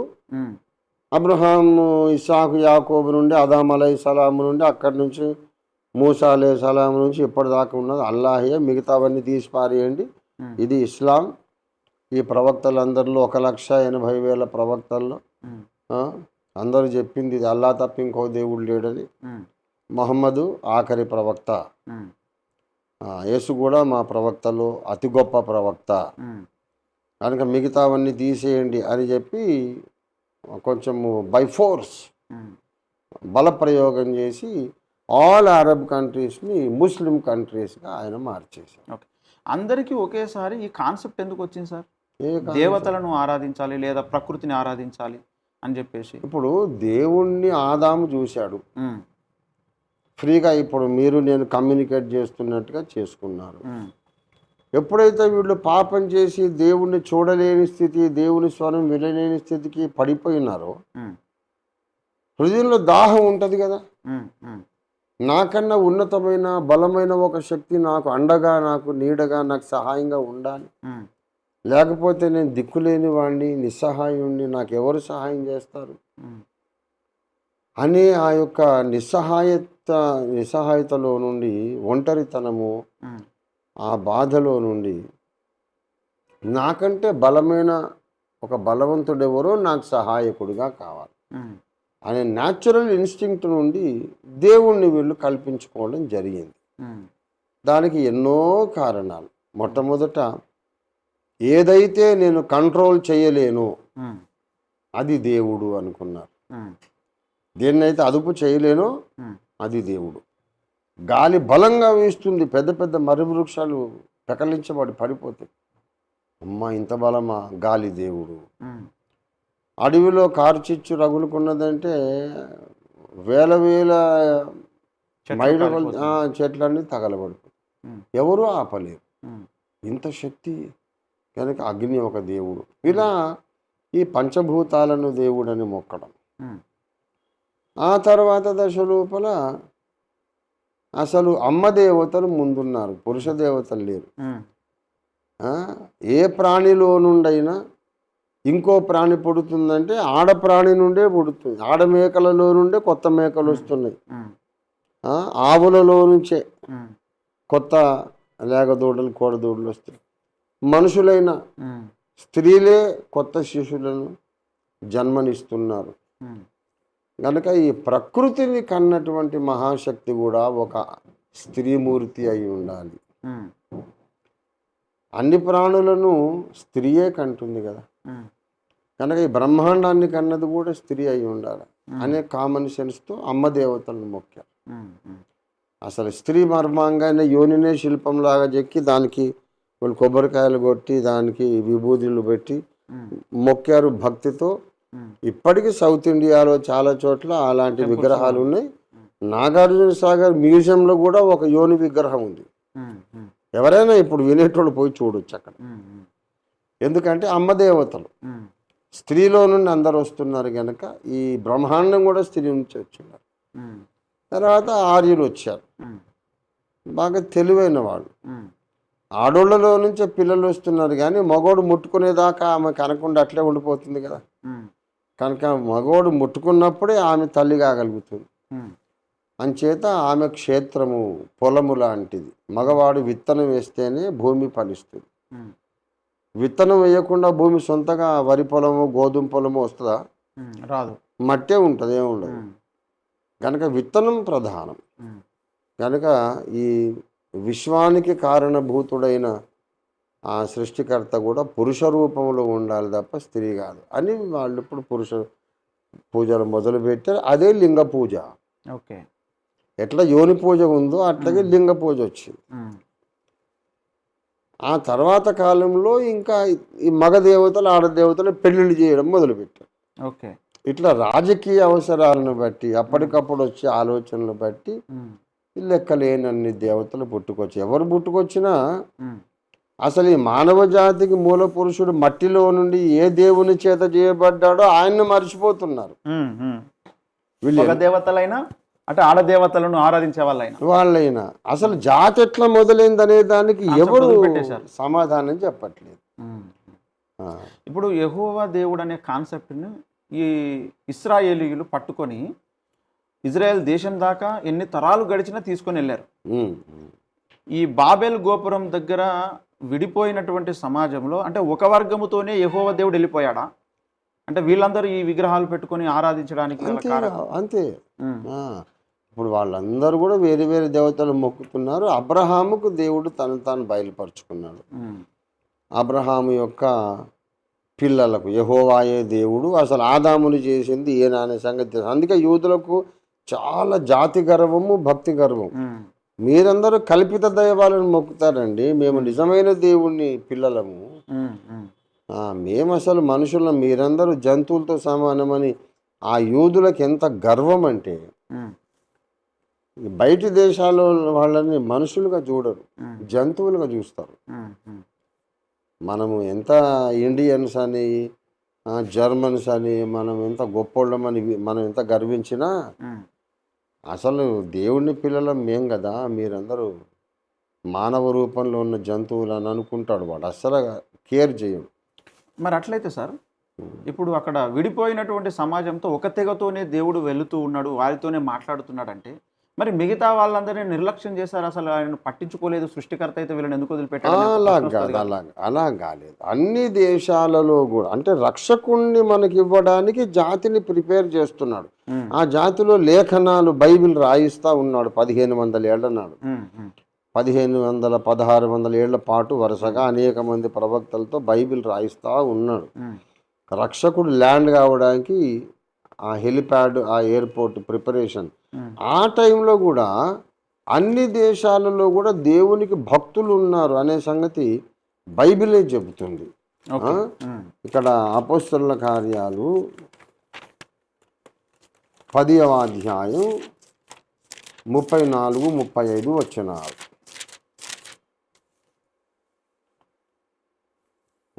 దేవుడు పక్షపాతి కాడని నిజముగా గ్రహించి ఉన్నాను, ప్రతి జనములోనూ ఆయనకు భయపడి నీతిగా నడుచుకుని వానిని ఆయన అంగీకరించును. అది దేవుడు పక్షపాతి కాడు అని నిజముగా గ్రహించి ఉన్నాను, ప్రతి జనములోనూ ఆయనకు భయపడి నీతిగా నడుచుకొని వారు ఉన్నారు కదా. మరి దేవుడు అనే కాన్సెప్ట్ను వాళ్ళు ఎలా గుర్తుపెట్టుకున్నారు, లేదా ఎలా కలిగింది వాళ్ళకు ఆ కాన్సెప్ట్? అంతరంగంలో మనస్సాక్షి, మనస్సాక్షిని మించిన ధర్మశాస్త్రం లేదు. ఇక్కడ రోమా 2వ అధ్యాయంలో చెబుతాడు ఆ ప్రశ్నకు సమాధానము, దేవుని ఎరుగని అన్యజనులు అని చెబుతాడు. ధర్మశాస్త్రము లేని జనులు 2:14 ధర్మశాస్త్రము లేని అన్యజనులు స్వాభావికముగా ధర్మశాస్త్ర సంబంధమైన క్రియలను చేసినడలా వారు ధర్మశాస్త్రము లేని వారైనను తమకు తామే ధర్మశాస్త్రమైనట్టున్నారు. అట్టివారి మనస్సాక్షి కూడా సాక్ష్యం ఇచ్చుచుండగను, వారి తలంపులు ఒకదాని మీద ఒకటి తప్పు మోపుచు లేక తప్పు లేదని చెప్పుచుండగను ధర్మశాస్త్ర సారము తమ హృదయములందు వ్రాయబడినట్టు చూపుచున్నారు. అది ఇక్కడ ఏంటంటే ధర్మశాస్త్రము ఎరుగని అన్యజనులు స్వాభావికంగా ధర్మశాస్త్ర క్రియలు చేస్తారట. 2:11 చూస్తే దేవునికి పక్షపాతము లేదు. ఇదే మాట అపోస్తలుల కార్యాలు 10లో కూడా అన్నారు, దేవునికి పక్షపాతము లేదు. ఇక్కడ రోమాపత్రిక 1వ అధ్యాయంలో పౌలు భక్తుడు రాస్తున్నాడు 19వ వచనం, ఎందుకనగా దేవుని గూర్చి తెలియ శక్యమైనదేదో అది వారి మధ్య విషదమై ఉన్నది, దేవుడు అది వారికి విషదపరచెను. దేవుని గూర్చి తెలుసుకోవడానికి అవకాశం ఉన్న వాస్తవాలు, విషయాలు అది అందరికీ తెలియపరచబడిందట, దేవుడే అది వారికి విషదపరిచాడు. ఓకే, చెదిరిపోయిన సమాజాలు ఎన్ని దిక్కుల వెళ్ళినా వాళ్ళందరికీ విషదపరుస్తూనే ఉన్నాడు ఆయన. అది ఎట్లాగా, ఇది మనోవేదం అన్నమాట. దీన్ని ఏమంటారంటే మనోవేదం. రోమా 2వ అధ్యాయము, వారి మనస్సాక్షి కూడా సాక్ష్యం ఇచ్చుచుండగా 2:15 వారి తలంపులే ఒకదాని మీద ఒకటి తప్పు మోముచు లేక తప్పు లేదని చెప్పుచుండగను ధర్మశాస్త్రపు సారము తమ హృదయములందు వ్రాయబడినట్టు చూపుచున్నారు. ధర్మశాస్త్రం ఇంతలా ఉంది, నిమ్మకాయను కోసి పిండితే రసం వచ్చినట్టు అంతలావు ధర్మశాస్త్రాన్ని పిండి రసం తీసి ఆ సారమును మనుషులందరి గుండెల మీద దేవుడు రాశాడు. అది దేవుడు చేసిన కృపాకార్యం. అందుకని అన్ని మతములలో కూడా నీతి సంబంధమైన ప్రవర్తన గురించి అన్ని సమానమే, అన్నీ ఒకటే చెప్తాయి. అబద్ధం ఆడకూడదు, దొంగిలించకూడదు, వ్యభిచారం చేయకూడదు, పర స్త్రీని ఆశించకూడదు, జారత్వం, వ్యభిచారం మంచిది కాదు, అబద్ధం, ఇవన్నీ మరి ఇంకొన్ని కొట్టి హింసించి బాధ పెట్టకూడదు, దోచుకోకూడదు. ఏ మతమైనా ఇదే చెప్తుంది. ఎందుకంటే ధర్మశాస్త్ర సారం అందరి గుండెల మీద సమానంగా దేవుడు రాశాడు. అలా రాయబడ్డోళ్లే బాబెలు గోపురం దగ్గర నుంచి అన్ని దేశాలకు పోయినారు. పోయి అక్కడ వాళ్ళు వాళ్ళకు వచ్చినటువంటి తలంపులు, వాళ్ళ రాజకీయ అవసరాలు కానీ, ఉమ్, వాళ్ళ సందేహాలకు వాళ్ళ ఇంగితంతో చెప్పుకున్న ఉమ్. సంగతులు కానీ వాళ్ళు ఊహించుకొని అట్లా దేవతల్ని కల్పించుకున్నారు. ఓకే. సార్ ఇప్పుడు అంటే ఇక్కడ ఇరాన్కి ఇజ్రాయేల్కి జరుగుతున్నటువంటి యుద్ధము దేవుళ్ళను కూర్చిన యుద్ధం కాదు ఇది. దేవుళ్ళను కూర్చున్న యుద్ధం కాదు కానీ ఇండైరెక్ట్గా ఆ, ఇప్పుడు ఇజ్రాయేల్ అక్కడ ఉమ్, దేశముగా ఏర్పడము ఉమ్, ఒక వ్యక్తికి ఇష్టం లేదు. ఓకే. ఇజ్రాయేల్ అక్కడ దేశంగా ఏర్పడము, లేఖనము నెరవేరడం, ఉమ్, ఆమోసు గ్రంథం చివరి అధ్యాయం ప్రకారం వాళ్ళు మళ్ళీ వాళ్ళ దేశములో నాటబడి రాజ్యములకు శిరస్సు కావడం ఉమ్, ఒకడికి ఇష్టం లేదు. ఎవడు వాడంటే ఉమ్, ఆదాము హవ్వలను ఏదెను తోటలో పాపంలో పడేసిన ఆ సర్పంగాడు ఉన్నాడే ఉమ్. వాడికి ఇష్టం లేదు. ఓకే. అందుకొరకు వాళ్ళ మీదకి వీళ్ళను రెచ్చగొడుతున్నాడు. అది ఓకే. ప్రపంచ రాజకీయాలు అర్థం కావాలంటే బిబ్లికల్ పర్స్పెక్టివ్లోనే అర్థమవుతుందని అందుకే మొదట్లో చెప్పా. అవును. మరి ఇప్పుడు ఇందులోనికి అమెరికా ఎందుకు వస్తున్నట్టు? అమెరికా ఎందుకు వస్తుందంటే అది ఇంకొక అద్భుతమైన విషయం. అమెరికాలో యూదులు ఒక శక్తివంతమైన కమ్యూనిటీ. ఉమ్, అమెరికాలో చాలామంది యూదులు ఉన్నారు. ఉమ్, ఉం? చాలామంది యూదులు ఉన్నారు. నేను ఈ ఈ డిస్కషన్లో మొదటి నుంచి చెప్తున్నట్టుగా ఉమ్. యూదులు ఎక్కడికి వెళ్ళినా వాళ్ళు వర్ధిల్లుతారు. వర్ధిల్లుతారు, చాలా ఆశీర్వదింపబడతారు. ఆర్థికంగా, ఉమ్, సామాజికంగా, వైజ్ఞానికంగా చాలా పవర్ఫుల్ కమ్యూనిటీ. ఉమ్, అమెరికా అనేది ఒక 250 230 ఏళ్ళు కిందట, ఉమ్, 200 ఏళ్ళు దాటింది, ఉమ్, మొన్న ఏర్పడినటువంటి ఒక దేశం. ఎందుకు వచ్చారు? మత స్వేచ్ఛను కోరుకొని వచ్చారు. ఉమ్, అందుకే స్టాచ్యూ ఆఫ్ లిబర్టీ ఉమ్. వాళ్ళ యొక్క ఐకానిక్ స్టాచ్యూ. స్టాచ్యూ. ఉమ్, హైదరాబాద్కు చార్మినార్ ఉమ్, ఎలాగా ఐకానిక్ కట్టడము, ఉమ్, అమెరికాకే ప్రాతినిధ్యము ప్రతీకాత్మకం అనుకునే ఇదేంటంటే ఫ్రాన్స్ వాళ్ళు తయారు చేసి ఇచ్చారు దాన్ని. Um, statue of liberty in New York.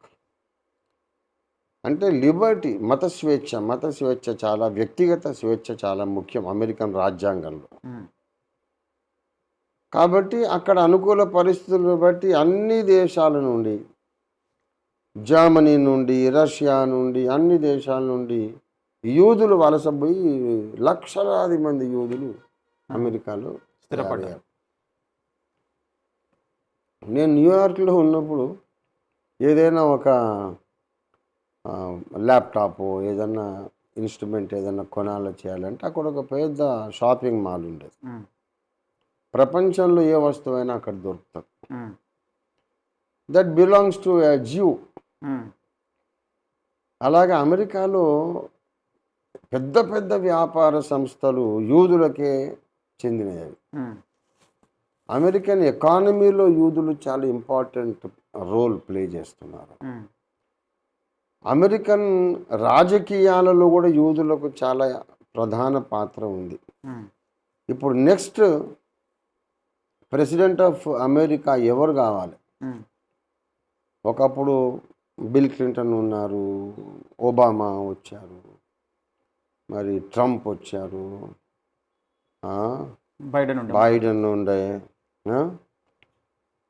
ఇప్పుడు ఎవరు నెక్స్ట్ కావాలి? ఇప్పుడు ట్రంప్ గారు రెండోసారి మళ్ళీ వచ్చారు. నెక్స్ట్ ఎవరు కావాలా అనేది అక్కడ లాబీయింగ్ చేసేటప్పుడు ప్రధానంగా యూదుల యొక్క వాయిస్ కూడా అక్కడ కౌంట్ అవుతుంది. They can decide who should be the next president of America. యూదులందరూ కట్టగట్టుకొని ప్రశ్న మాట్లాడు. Welcome back. Sorry for the interruption. Praise the Lord. Sir, అమెరికాలో యూదులు రైట్, వారి యొక్క ప్రధాన పాత్ర ఏమిటి? అమెరికన్ ఎకానమీలో, అమెరికన్ పాలిటిక్స్లో యూదులకు ప్రధాన పాత్ర ఉన్నది. నెక్స్ట్ ప్రెసిడెంట్ ఆఫ్ అమెరికా ఎవరు అవుతారో అది నిర్ణయించే శక్తులలో ఒక ప్రధానమైన శక్తి జూవిష్ కమ్యూనిటీ. ఓకే, ఈ రోజు మట్టు కూడా. ఈ రోజు కూడా ఓకే.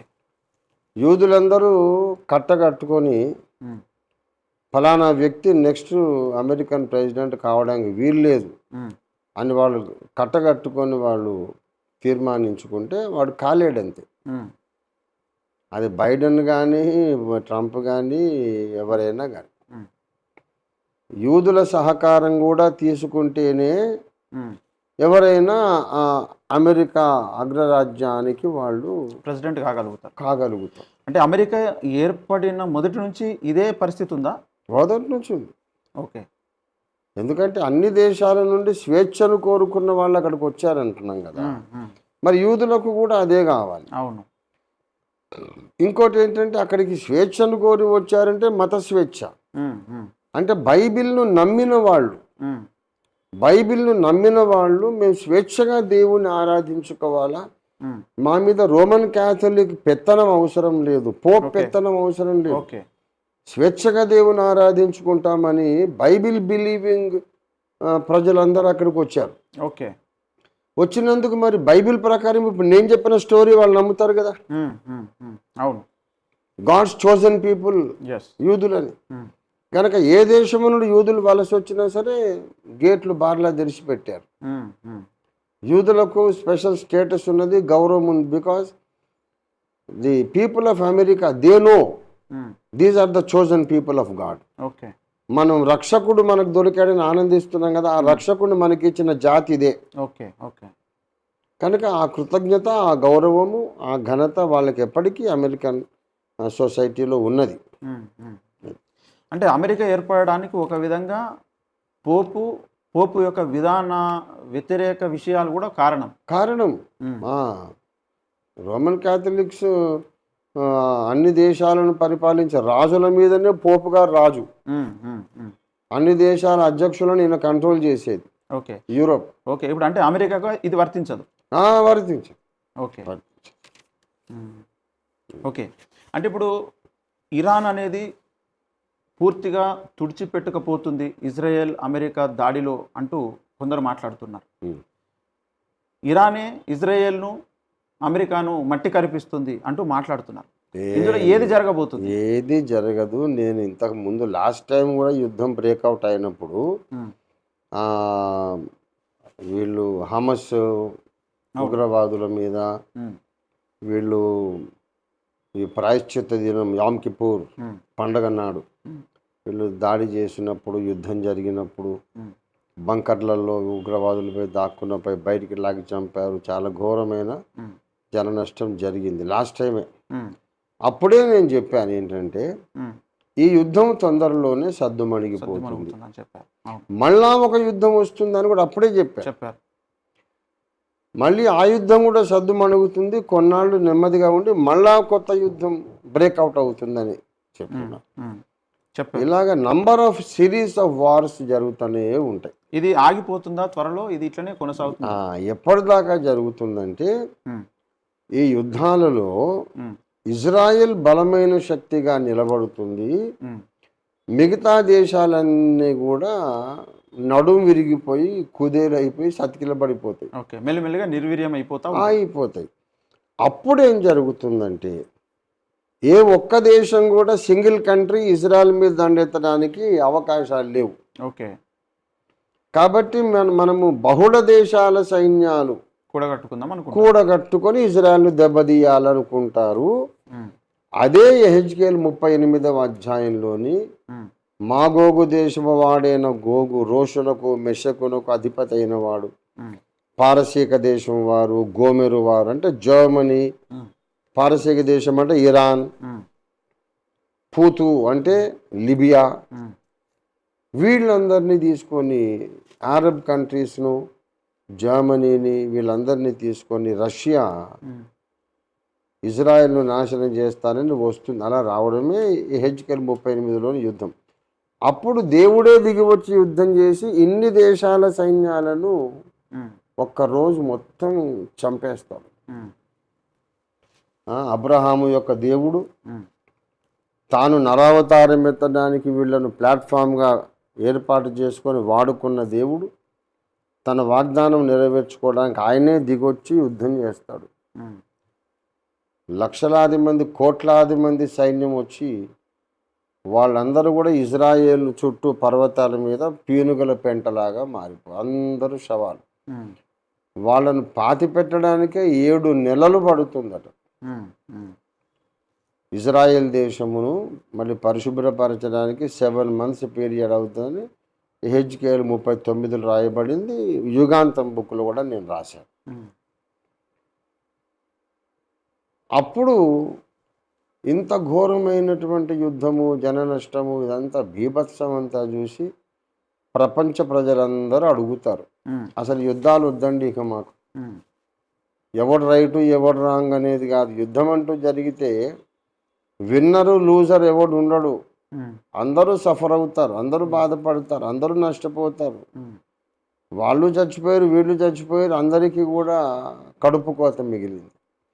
యుద్ధములే లేని ప్రపంచం మాకు కావాలి అని లోక ప్రజలందరూ డిమాండ్ చేస్తారు. త్వరలో జరగబోయేది ఇది. ఓకే.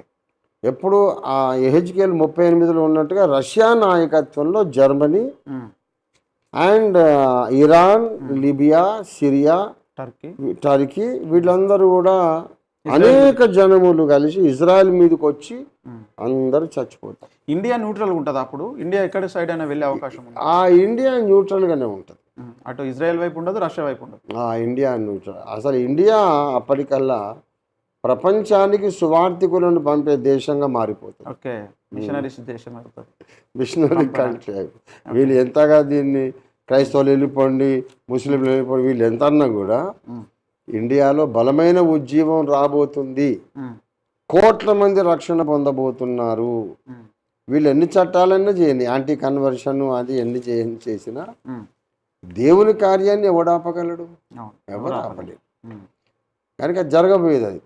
ఎప్పుడైతే ఇజ్రాయెల్ దేశం మీదకి వచ్చి ఇన్ని బహుళ దేశాల సైన్యాలు శవాల కుప్పలు అయిపోయినాయో, యుద్ధాలు వద్దండి, యుద్ధము లేని లోకం మాకు కావాలి అని ప్రపంచ ప్రజలందరూ అడుగుతుంటే, మరి యుద్ధము లేకుండా ఉండాలంటే ఒక్కటే మార్గం, ఒక్కటే ప్రభుత్వం ఉండాలి.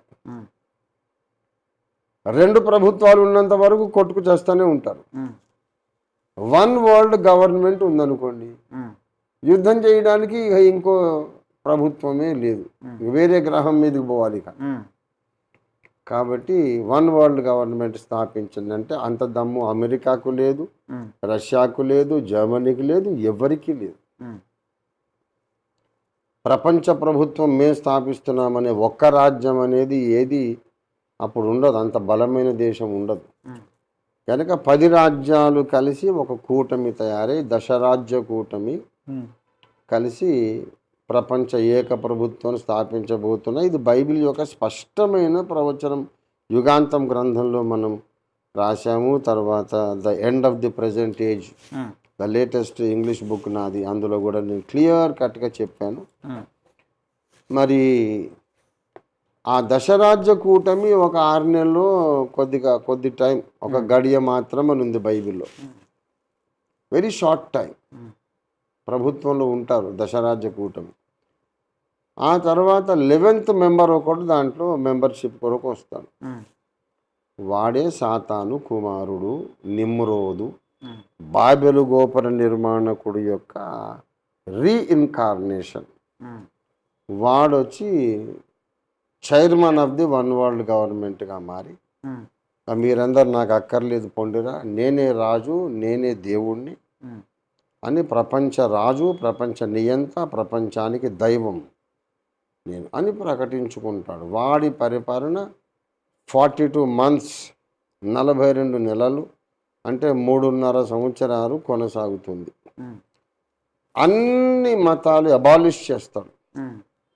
అన్ని మతాలు వాడు రద్దు చేసి క్రైస్తవాన్ని, సనాతన ధర్మాన్ని, ఇస్లాంను, బౌద్ధిజంని అన్నిటినీ వాడు రద్దు చేసి ఈ మతాలన్నీ కలిపి ఒక్క మతం చేయండి, ఆ మతానికి నేనే దేవుణ్ణి అంటాడు. క్రైస్తవులు ఒప్పుకోరు. యూదులు కూడా ఒప్పుకోరు, క్రైస్తవులు యూదులు ఇద్దరు ఇద్దరు ఒప్పుకోరు. ఒక ముస్లిమ్స్ ఒప్పుకుంటారా? చచ్చినట్టు ఒప్పుకుంటారు, ఎందుకంటే వాడు అరబే. అరబ్ గనక. అరబే. ఓకే. ఆ విషయం చాలా స్పష్టంగా ఎలా జరుగుతుంది, ఎలా కన్విన్స్ చేస్తాడో ఈ నా న్యూ బుక్ ఇంగ్లీష్లో రాశాడు.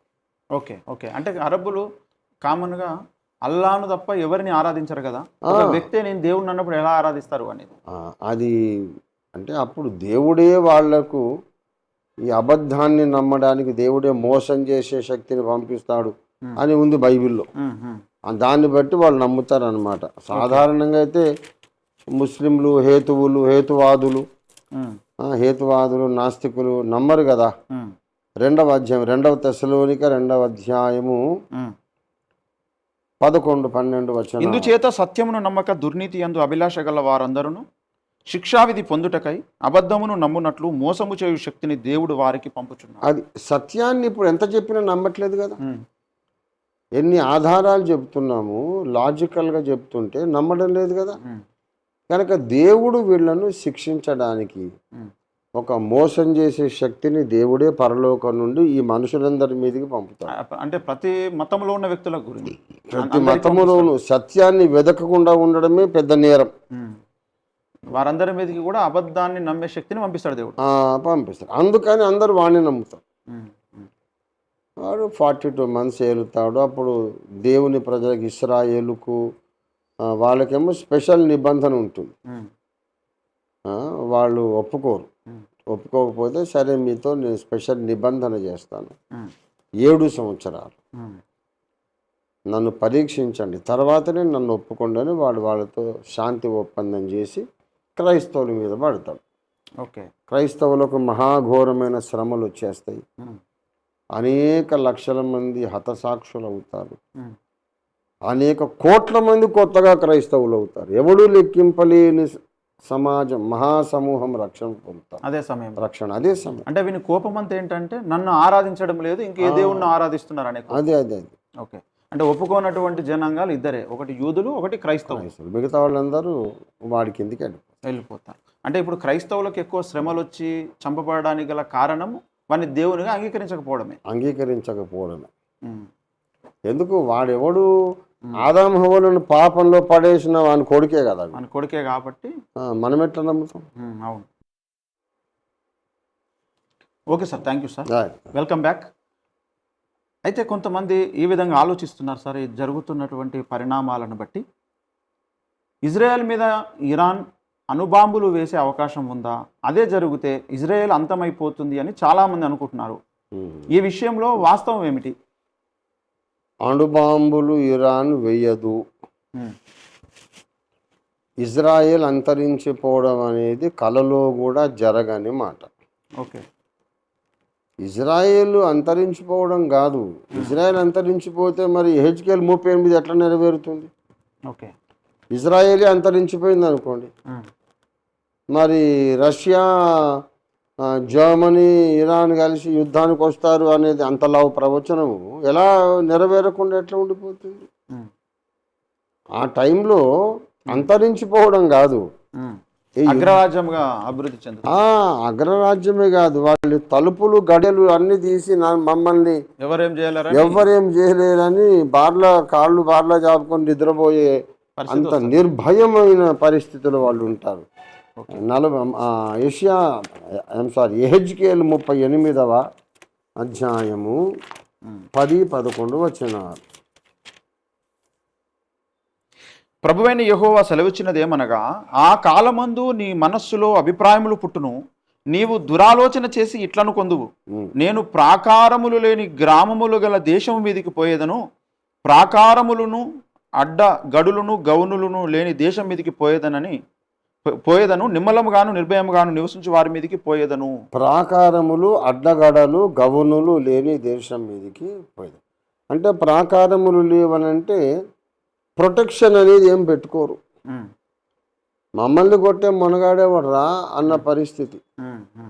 తలుపులకు అడ్డగడ్డలు కూడా లేవట, గొల్లాలు ఉండవు, తలుపులు బార్లా తెరిచి పడుకుంటారు. మా మీదకి వచ్చే మగాడెవడు మనగాడెవడు అన్నంత ధీమా. We don't need any protection.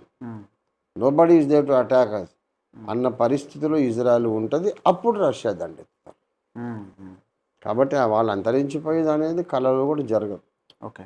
అంటే చుట్టుపక్కల ఉన్న అరబ్ దేశాలతో ఇదే విధంగా యుద్ధం జరుగుతూ అవన్నీ నిర్వీర్యం అయిపోయి వీళ్ళు ఇంకా మమ్మల్ని ఎవరేం చేయలేరని అన్న పరిస్థితి రష్యా ఉన్నప్పుడు రష్యా అది జరగనున్నమాట. అదే నేను యుగాంతంలో రాశాను.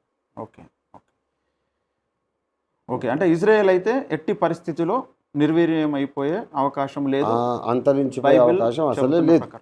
ఓకే. అసలు ఇజ్రాయెల్కి ఇరాన్కి మధ్య శత్రుత్వం ఏమిటి, ఎందుకు? ఇది ఇప్పటివరకు మీరు చెబుతూ వచ్చారు సార్. ఇది మరొకసారి, ఇది భూభాగమును గూర్చిన యుద్ధమా, మతాలను గూర్చిన యుద్ధమా, దేవుళ్ళను గూర్చిన యుద్ధమా, అధికారాన్ని గూర్చిన యుద్ధమా? ఒక మాటలో దేని గురించి జరుగుతుంది? ఇది భూభాగము కొరకైన యుద్ధమే కాదు.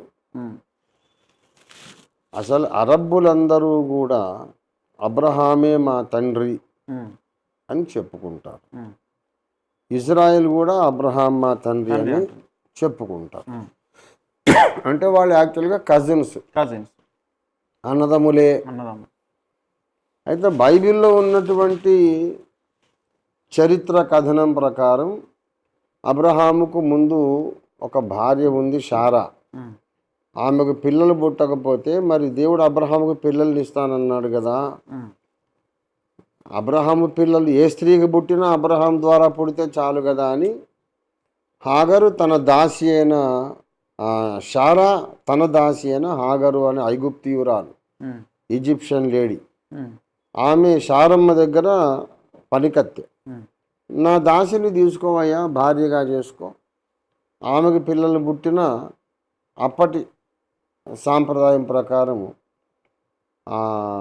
నా దాసి కన్నా నేను కన్నట్టే నా పిల్లలే అని అడిగి శారా హాగరుని ఇచ్చింది. అప్పుడు ఇష్మాయిలు పుట్టాడు. అతనిలో నుండి 12 మంది రాజులు రాజ్యాలు పుట్టినాయి. ఆ విధంగా అరబ్ జనాంగాలన్నీ వచ్చినాయి అనేది ఒక కథనం.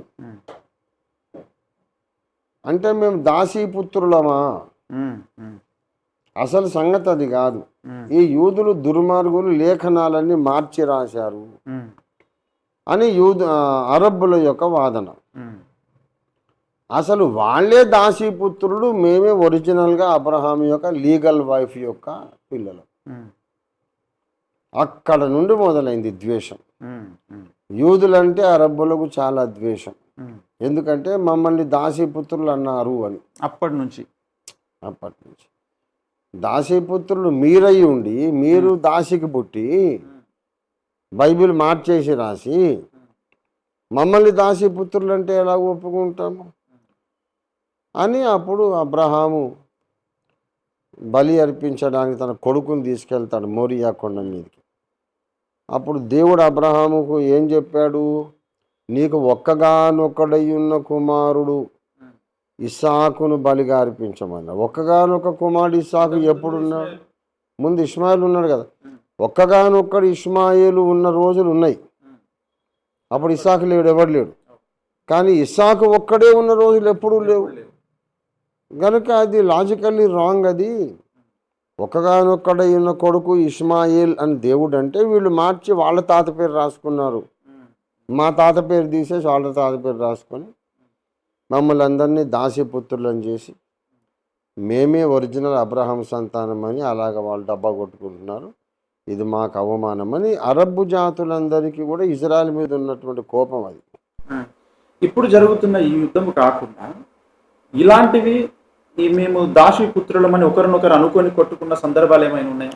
అది రక్తంలో నరనరాన ఒకరి మీద ఒకరికి ద్వేషము వేల సంవత్సరాలుగా జీర్ణించుకుపోయింది. అబ్రహాం పిల్లలమే, కానీ అబ్రహాము ఆస్తులన్నిటికీ మేము వారసులమని అరబ్బులు, వీళ్ళు ఇజ్రాయేలీలు అలాగా. అంటే ఇప్పుడు ఆ కారణము కూడా ఇప్పుడు ఇందులో ఉందంటారు ఈ జరిగే యుద్ధాలు. అసలు అది మెయిన్. తర్వాత ఏ కారణాలైనా కూడా అసలు కారణం ఏంటంటే రక్షకుణ్ణి లోకానికి ఇవ్వడానికి, దేవుడు లోకంలోకి రావడానికి దేవుడు తయారు చేసిన ద్వారము, ప్లాట్ఫామ్ అయినటువంటి ఇజ్రాయేల్ జనాంగాన్ని ఆది మహాఘట సర్పం ద్వేషిస్తున్నాడు. వాళ్ళని భూమి మీద లేకుండా చేయాలని వాడు కంకణం కట్టుకున్నాడు. కనుక చుట్టూన్న అరబ్బులందరి లోపల ఇస్రాయేల్ మీద ద్వేషము వాడే నింపాడు. అరబ్బులలో కూడా రక్షణ పొందిన వాళ్ళు, ఈ సంకల్పం అర్థం చేసుకున్న వాళ్ళు బోల్డ్ మంది ఉన్నారు. అరబ్బులలో సత్యాన్వేషణ చేసి అసలు మాలో మాకి గొడవలు ఎందుకు, రక్షకుడు ఎవరు, అబ్రహాం ఎవరు, ఏం సంగతి అన్ని చారిత్రకంగా ఆధారాలతో పరిశీలించి అరబ్బులు టర్బన్ అంతా కట్టుకొని ఇచ్చేసి యేసే రక్షకుడు, ఇజ్రాయిల్ ద్వారా మాకు రక్షకుడు వచ్చాడు, లోకమంతటికి అరబ్బులతో సహా రక్షణ అనేది యూదుల ద్వారానే వచ్చిందని ఒప్పుకుంటున్నటువంటి అనేక వేల మంది అరబ్స్ ఉన్నారు. అరబ్స్ ఉండి రక్షణ పొందిన సువార్థికులైన వాళ్ళు ఉన్నారు. ఆనిస్ షరోష్ అనే ఒక అరబ్ బోధకుడు, ఆయన అరబ్ అవుట్ఫిట్లోనే వచ్చేవాడు, ఇండియాకు కూడా వచ్చాడు. అదంతా అరబ్ తలపాగా పెట్టుకొని అదంతా పెట్టుకొని ఆయన సువార్త చెప్పేవాడు. అరబ్గా పుట్టాడు, తర్వాత ఆయన రక్షణ పొందాడు. అలాగా ముస్లిమ్స్గా పుట్టినప్పుడు బోల్డ్ మంది ఉన్నారు కదా. అబ్దుల్ హక్, అక్బర్ హక్ గారు, మనకి ఇక్కడ కూడా రాజమండ్రిలో కూడా కొంతమంది ముస్లిం సేవకులు బోల్డ్ మంది ఉన్నారు.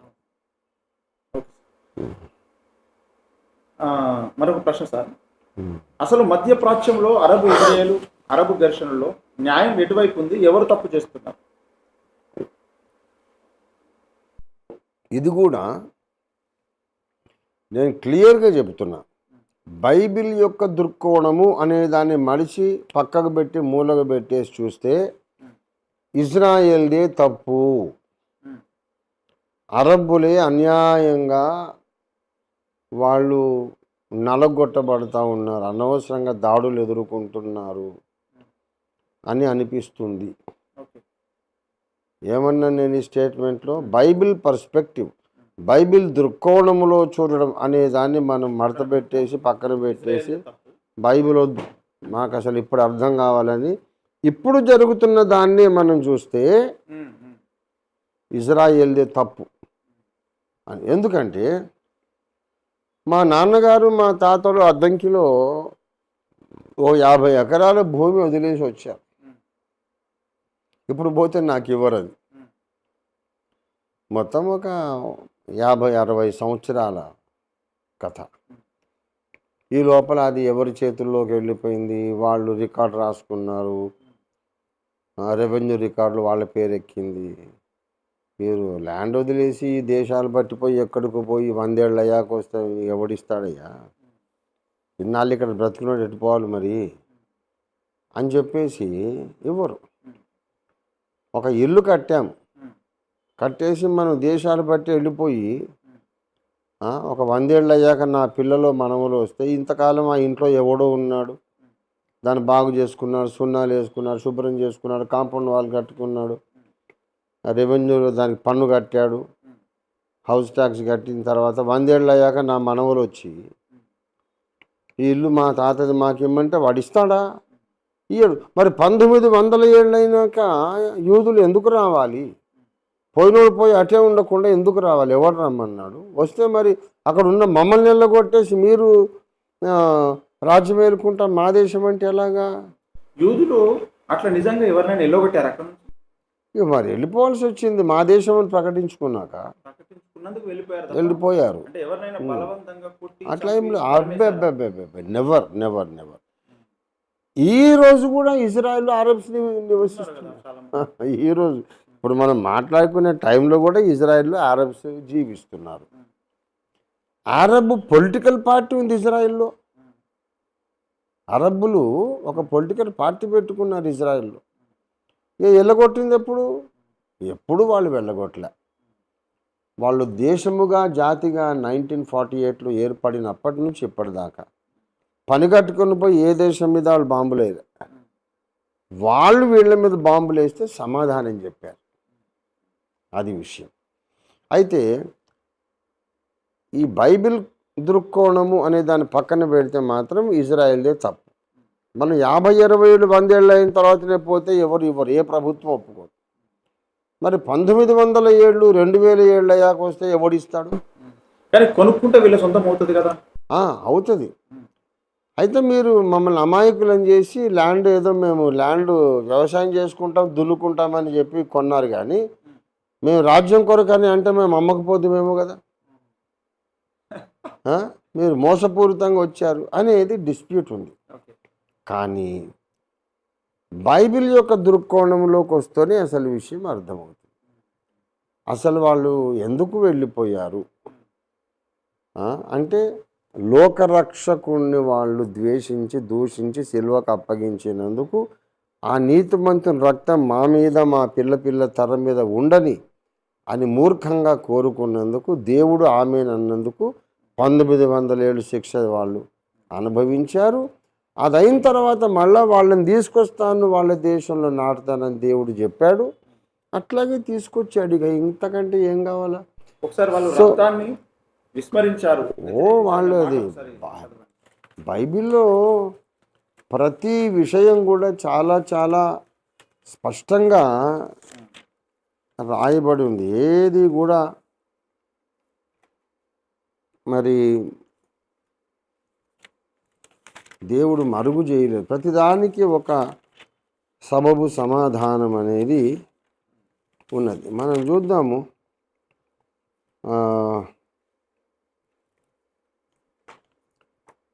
మత్తయి 27వ అధ్యాయం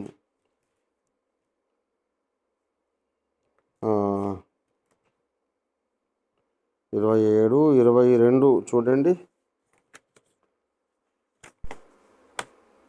అందుకు పిలాతు, అలాగైతే క్రీస్తనబడిన యేసుని ఏమి చేస్తునని వారిని అడగగా, సిలువ వేయమని అందరూ చెప్పిరి. అధిపతి ఎందుకు ఇతడు ఏ దుష్కార్యము చేసనని అడగగా, వారు సిలువ వేయమని మరీ ఎక్కువగా కేకలు వేసిరి. పిలాతు అల్లరి ఎక్కువ అవుతున్నదే గాని తన వలన ప్రయోజనం ఏమీ లేదని గ్రహించి నీళ్లు తీసుకుని జన సమూహం ఎదుట చేతులు కడుక్కొని, ఈ నీతిమంతుని రక్తము గూర్చి నేను నిరపరాధిని, మీరే చూసుకుని చెప్పాను. అందుకు ప్రజలందరూ వాని రక్తము మా మీదను మా పిల్లల మీదను ఉండును గాకని అనేది. అప్పుడు అతడు వారు కోరినట్టు వాళ్ళు కోరుకున్నారు, దానికి దేవుడు అవునన్నాడు. ఆ కారణంగా 1900 సంవత్సరాలు ఆ శిక్ష అనుభవించారు. అంటే ఈ కారణంతోనే ఇశ్రాయేలీయులు చెదిరిపోయారు. మళ్ళీ తర్వాత ఒకటయ్యారని ఇటు అన్యులకు ఇటు అరబ్బులకు ఇటు అందరికి తెలియాల్సిన అవసరం ఉంది. అప్పుడే ఈ వరల్డ్ పాలిటిక్స్ ఎందుకు ఇట్లా ఉన్నాయి అనే సంగతి తెలుస్తుంది. అందుకే నేను ఈ డిస్కషన్ మొదట్లోనే చెప్పాను, వరల్డ్ పాలిటిక్స్ కానీ మన కంట్రీ పాలిటిక్స్ కానీ ఏ కంట్రీ పాలిటిక్స్ కానీ అర్థం కావాలంటే, క్లియర్ కట్గా క్లారిటీ మనకు రావాలంటే బిబ్లికల్ పర్స్పెక్టివ్, బైబిల్ దృక్కోణములో నుండి చూస్తేనే అర్థమవుతుంది. లేకపోతే అన్ని ప్రశ్నలే మిగిలిపోతాయి తప్ప, వ్యర్థమైనటువంటి చర్చలే తప్ప, అడిగి మళ్ళీ ఒక ప్రశ్నతోనే మిగిలిపోవడం తప్ప స్పష్టత అనేది రాదు. బైబిల్ను పక్కన పెట్టి మనకు ఎక్కడ జవాబు దొరుకుతుంది? అసలు ఈ ప్రపంచానికే కర్త అయిన వాడు బైబిల్లో ఉంటే, బైబిల్ను ద్వేషించి బైబిల్ మాకు వద్దు, మాకు అన్నీ తెలియాలంటే ఏం తెలుస్తుంది? తెలీదు. అలాగా అంటే భూత భవిష్యత్ వర్తమానాల గురించి ఆల్రెడీ దేవుడు చెప్పాడు, కానీ దీనిని ప్రజలు అర్థం చేసుకోవడానికి సిద్ధంగా లేరు. అందుకే వాళ్ళకి అర్థం కాదు.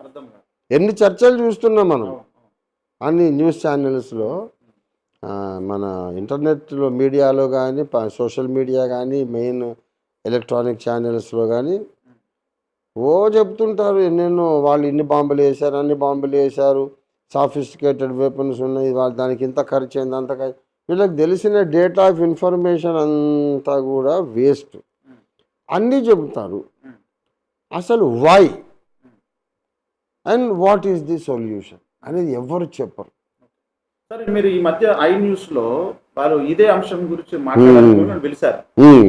అక్కడ ఏం జరిగిందో చాలా మందికి అర్థం కాలేదు. మొదలు పెట్టినప్పుడు ఇక్కడ మొదలు పెట్టినప్పుడు ఏం చెప్పాను, అక్కడ అదే చెప్పాను. లోక రాజకీయాలు ఇప్పుడు మిడిల్ ఈస్ట్లో ఉన్నటువంటి క్రైసిస్ అర్థం కావాలంటే బైబిల్ పర్స్పెక్టివ్లో నుండే చూస్తే అర్థమవుతుంది. ఇది ఇలా జరుగుతుందని ముందే బైబిల్లో రాయబడి ఉంది అంటూ నేను చెప్పాను. వాళ్ళ బాస్ ఎవరున్నారో పైన వెంటనే యాంకర్కు ఫోన్ చేశాడు. నా కళ్ళ ముందే ఇట్లా ఎదురుకుంటాను.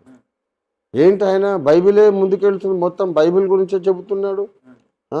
అది చాలించండి, అట్లా వెళ్ళొద్దు, జనరల్గా మాట్లాడాలి, బైబిల్ అన్న మాట ఎత్తొద్దు అని వాళ్ళ బాస్ ఎవరు ఆయనకు షంటింగ్ ఇచ్చారు. వెంటనే ఆయన ఆ, ఆ, చిన్న బ్రేక్ తీసుకుందామని చెప్పేసి ఇంకా వేరే ఎవరో ఒక ఆయన లైవ్లోకి తీసుకొని ఆయనతో టైం అంతా గడిపేసి అరగంట, సార్ థ్యాంక్ యూ సార్ మా స్టూడియోకి వచ్చారు అని చెప్పి, ఎందుకంటే భయపడుతున్నారు వీళ్ళకు. బైబిల్ వద్దు, బైబిల్ అనేది వద్దు, దేవుడు వద్దు, యేసయ్య వద్దు, సత్యం వద్దు, అసలు వాస్తవాలు వద్దు. కానీ వీళ్ళు పెద్ద మేధావులు, వీళ్ళు కూర్చొని చెప్తారు వాడు అట్లా చేశాడు, వీడు ఇట్లా చేశాడు. అమెరికా యొక్క ఏమంటారు దుర్మార్గము, అమెరికా అహంకారము, మొన్న వెనిజువాలను అధ్యక్షుడిని చెరబట్టారు, రేపు క్యూబాను కూడా చెరబడదామంటున్నారు. అలాగే ఇప్పుడు ఒకప్పుడు కువైట్ను సద్దాం హుసేన్ ఆక్రమిస్తే మళ్ళీ వీళ్ళు బహుళ దేశాల సైన్యాలు సద్దాం హుసేన్ మీద దాడి చేశారు, సద్దాం హుసేన్ను చంపేశారు, బిన్ లాడెన్ను చంపేశారు. అమెరికా యొక్క అహంకారం ఇది. ఇవాళ ఇరాన్ చాలా వ్యూహాత్మకంగా ఫైట్ చేస్తూ ఉంది, అమెరికాను ముప్పు తిప్పలు పెడుతూ, ఇట్లా రకరకాలుగా మాట్లాడుతుంది. ఇదంతా బహ్వాస్, ఇదంతా కూడా ట్రాష్. నేను చెప్పింది ఇప్పుడు ఇది అల్టిమేట్ ట్రూత్. అన్ని దేశాలు నిర్వీర్యమవుతాయి, ఇజ్రాయేలు దేశములో లోకములో ఉన్న సకల రాజ్యాలకు head of the nations, head of all the నేషన్స్గా ఇజ్రాయెల్ నిలబడుతుంది, సకల రాజ్యములకు శిరస్సుగా నిలబడుతుంది. తలుపులు వేసుకొని పడుకునే అక్కరే లేదు మాకు, తలుపులు తీసి పడుకుంటాం అన్నంత నిర్భయంగా నిశ్చింతగా ఉన్నప్పుడు రష్యా నాయకత్వంలో Libya, Syria, Turkey and Iran అనేక జాతులు దండెత్తి వచ్చి శవాల కుప్పలైపోతారు. ఆ బీభత్సాన్ని బట్టి వన్ వరల్డ్ గవర్నమెంట్ ఉంటే తప్ప యుద్ధము లేని ప్రపంచాన్ని మనం నిర్మించుకోలేము. వన్ వరల్డ్ గవర్నమెంట్ రావాలంటే అప్పుడు as a matter of necessity దశరాజ్య కూటమి, అది అరబ్బుల కూటమే. అరబ్బులు, మనం సనాతనం అని ఎంత చెప్పుకున్నా కూడా మళ్ళీ మధ్యప్రాచ్యంలో ఉన్న జనాలే ప్రపంచాన్ని ప్రభావితం చేసేది. మరి అప్పుడు వీళ్ళు శంబల నగరం ఏం పనికి రాదు, సనాతన ధర్మంలో ఉన్న మహాపురుషులు ఎవరు కూడా రారు. అరబ్బులే 10 రాజ్యాల కూటమి భూప్రపంచమంతటిని ఏకప్రభుత్వం స్థాపించి పరిపాలిస్తారు. ఇది జరగబోతున్న సత్యం. మీరు కథలు చెప్పుకుంటే ఏమవుతుంది, చూస్తూ ఉండండి అంతే. నా మీద కోపడ్డం, పళ్ళు నూరటం కాదు, ఆసక్తిగా చూస్తూ ఉండండి. 10 మంది అరబ్బు రాజులు ఏర్పడి కూటమిగా ఏర్పడి వన్ వరల్డ్ గవర్నమెంట్ ఏర్పరుస్తారా లేదా చూడండి. రష్యా నాయకత్వంలో Iran, Germany, Turkey, Syria, Libya వీళ్ళందరూ రష్యా నాయకత్వంలో ఇజ్రాయెల్ మీదకి వస్తారా లేదా, వచ్చి నాశనం అవుతారా లేదా చూడండి. ఆ టైం కల్లా అమెరికా మొత్తము నాశనం అయిపోయి ఆర్థికంగా సైనిక పరంగా బలహీనపడిపోయి ఏం చేయలేని పరిస్థితిలో కేవలం ఖండించి నోరు మూసుకొని ఉంటుంది. ఈ స్థితికి అమెరికా దిగజారుతుంది. అవునా కాదా చూడండి. ఇవన్నీ 40 years బ్యాక్ నేను రాసిన సంగతులు, బైబిల్ చెప్పింది. కాబట్టి ఎవరు మా ధర్మము గొప్పది, మా దేశం గొప్పదని, ఎవరి దేశం వాళ్ళకు గొప్పది, అందులో అనుమానం లేదు. కానీ మట్టి నుండి మనిషిని మాత్రం వీళ్ళందరూ కలిసి చేయలేదు, ఒకటే చేశాడు కదా, మరి ఆయన ముఖ్యం కదా. సరే, ఇప్పుడు ట్రంప్ అండ్ నెతన్యాహు యుద్ధోన్మాదులు అని కొంతమంది అనుకుంటున్నారు, అది నిజమేనా? యుద్ధోన్మాదులు అస్సలే కాదు. ఇజ్రాయేలీలకు ఉన్నది ఒకటే పిచ్చి. మా మూల పురుషుడైన అబ్రహాముకు దేవుడు చేసిన వాగ్దానం ప్రకారం ఈ వాగ్దాన భూమిలో మేము నివసించాలి, అంతే. అదొక్కటే వాళ్ళకున్న పిచ్చి, Zionism. We want to have our own promised land given by God the creator. ఆదామును మట్టి నుండి చేసిన దేవుడే అబ్రహామును పిలిచాడు. మానవ జాతి మూల పురుషుని మట్టి నుండి చేసిన దేవుడే మా జాతిని సృష్టించి లోకానికి ఆశీర్వాదంగా చేస్తానన్నాడు. ఆయన భూలోకానికి నట్టనడు మమ్మల్ని ఎస్టాబ్లిష్ చేశాడు. ఇది మా హక్కు. అది వాళ్ళకి అదొక్కటే పిచ్చి తప్ప పని కట్టుకొని ఇంకో దేశాన్ని పోయి గోకి వాడిని కెలికి వీడిని కెలికి వాడి మీద నెత్తి మీద బాంబే అనేది అస్సలు లేదు వాళ్ళు. అయితే వాళ్ళు అక్కడ ఉండేది ఇష్టం లేక వీళ్ళు వాళ్ళని కెలుకుతున్నారు. మరి కెలికితే ఇప్పుడు పిలిచి డబ్బులు ఇచ్చి మళ్ళీ కొట్టించుకున్నట్టు వీళ్ళందరూ. ఎవరైనా పని కట్టుకొని ఇస్రాయల్ మీదకి వెళ్ళడం, కొంచెం తన్నురా భయ్యా అని అడిగి తండించుకోవడం. అది సరే, అమెరికా తన అగ్రరాజ్య హోదా నిలుపుకోవడానికే ఈ యుద్ధాలు జరిగిస్తోందా? అమెరికా ఎందుకు చేస్తుంది అనేది వేరే సబ్జెక్ట్. అది ఒక అగ్రరాజ్యముగా ఉండి కొన్ని మంచి పనులు చేసింది, కొన్ని దేవునికి ఇష్టం కాని పనులు కూడా చేసింది. అబార్షన్ని లీగలైజ్ చేయడము, సేమ్ సెక్స్ మ్యారేజెస్ అలౌ చేయడము, తర్వాత నిజమైన భక్తులకు ఆర్థిక సహాయంతో పాటు కల్ట్స్కు కూడా విపరీతమైనటువంటి డబ్బులు ఇవ్వడము. కల్ట్స్ అన్నీ అక్కడ పుట్టి బలపడినాయే. ఇంకో విషయం ఏంటంటే Americans too much of liberty ఇచ్చినందుచేత దేవుడంటేనే భయం లేకుండా పోయింది.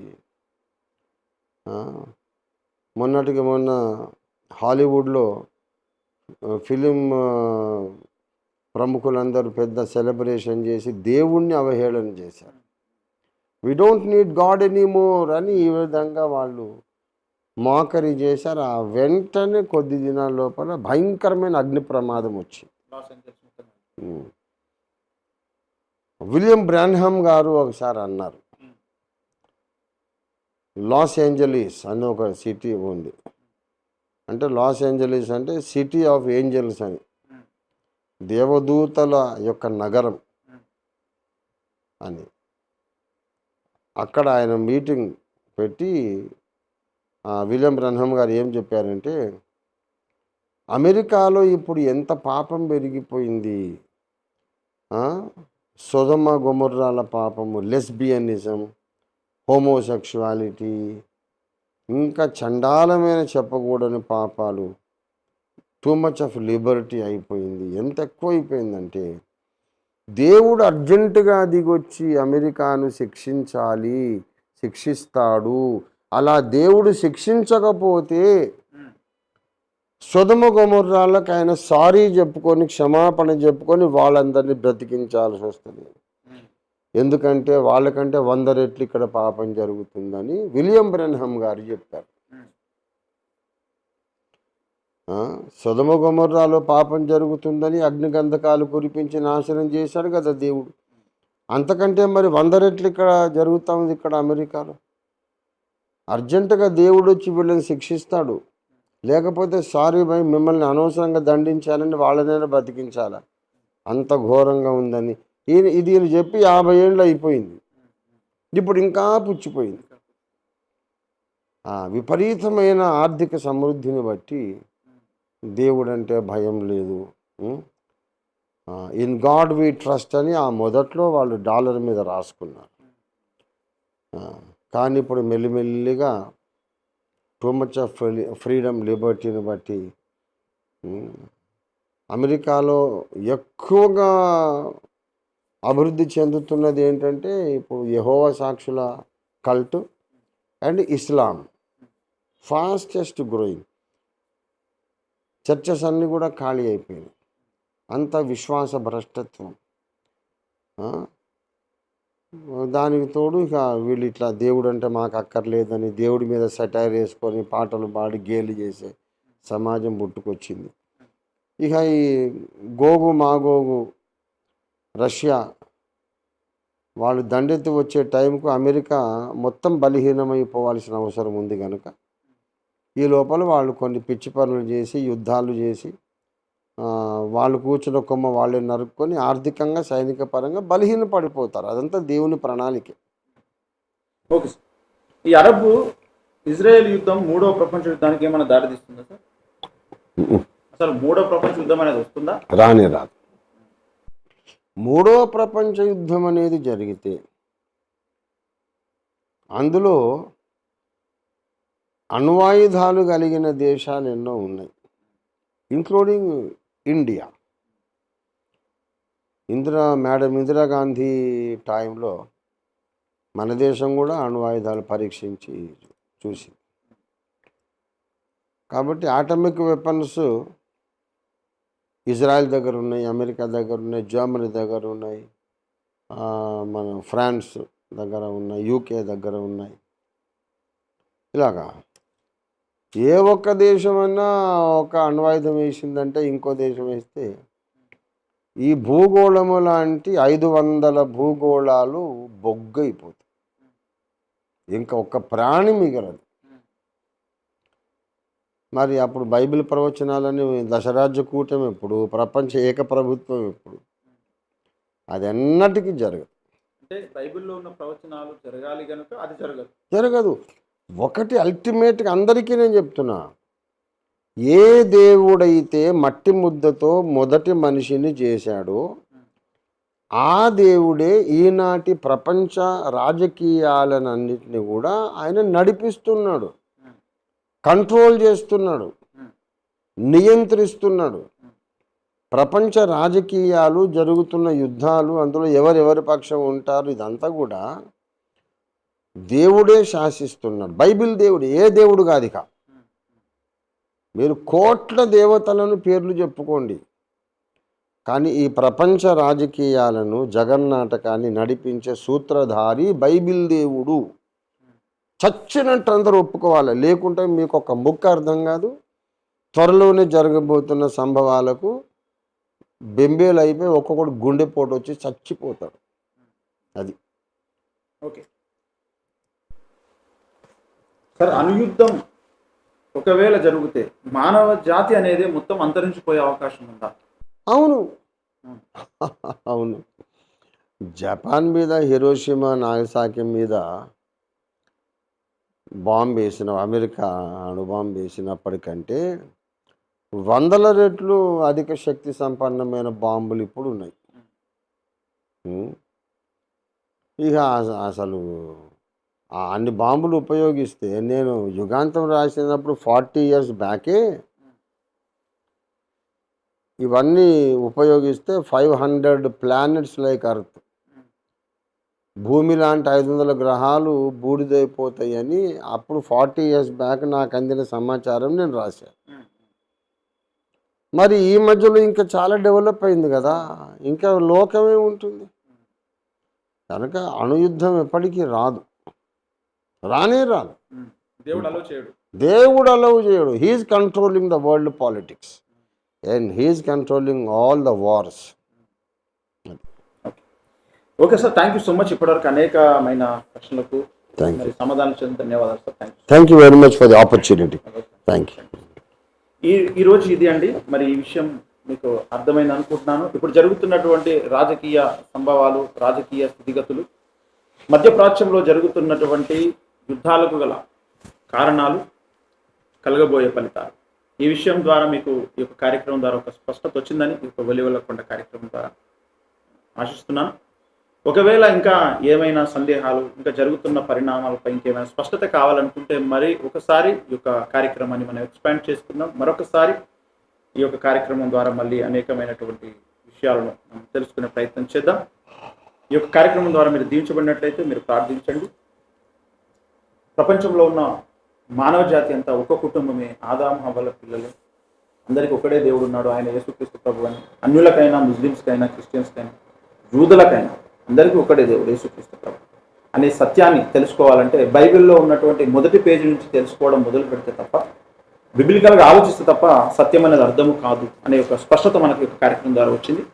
అయితే ప్రతి ఒక్కరు కూడా, క్రైస్తవులు కానివారు కూడా, మీకు పుస్తకాలు చదివే ఆసక్తి ఉంటే ఒకసారి ఇప్పుడు జరుగుతున్న పరిణామాలను దృష్టిలో పెట్టుకొని ఒకసారి గ్రంథాన్ని చదవండి.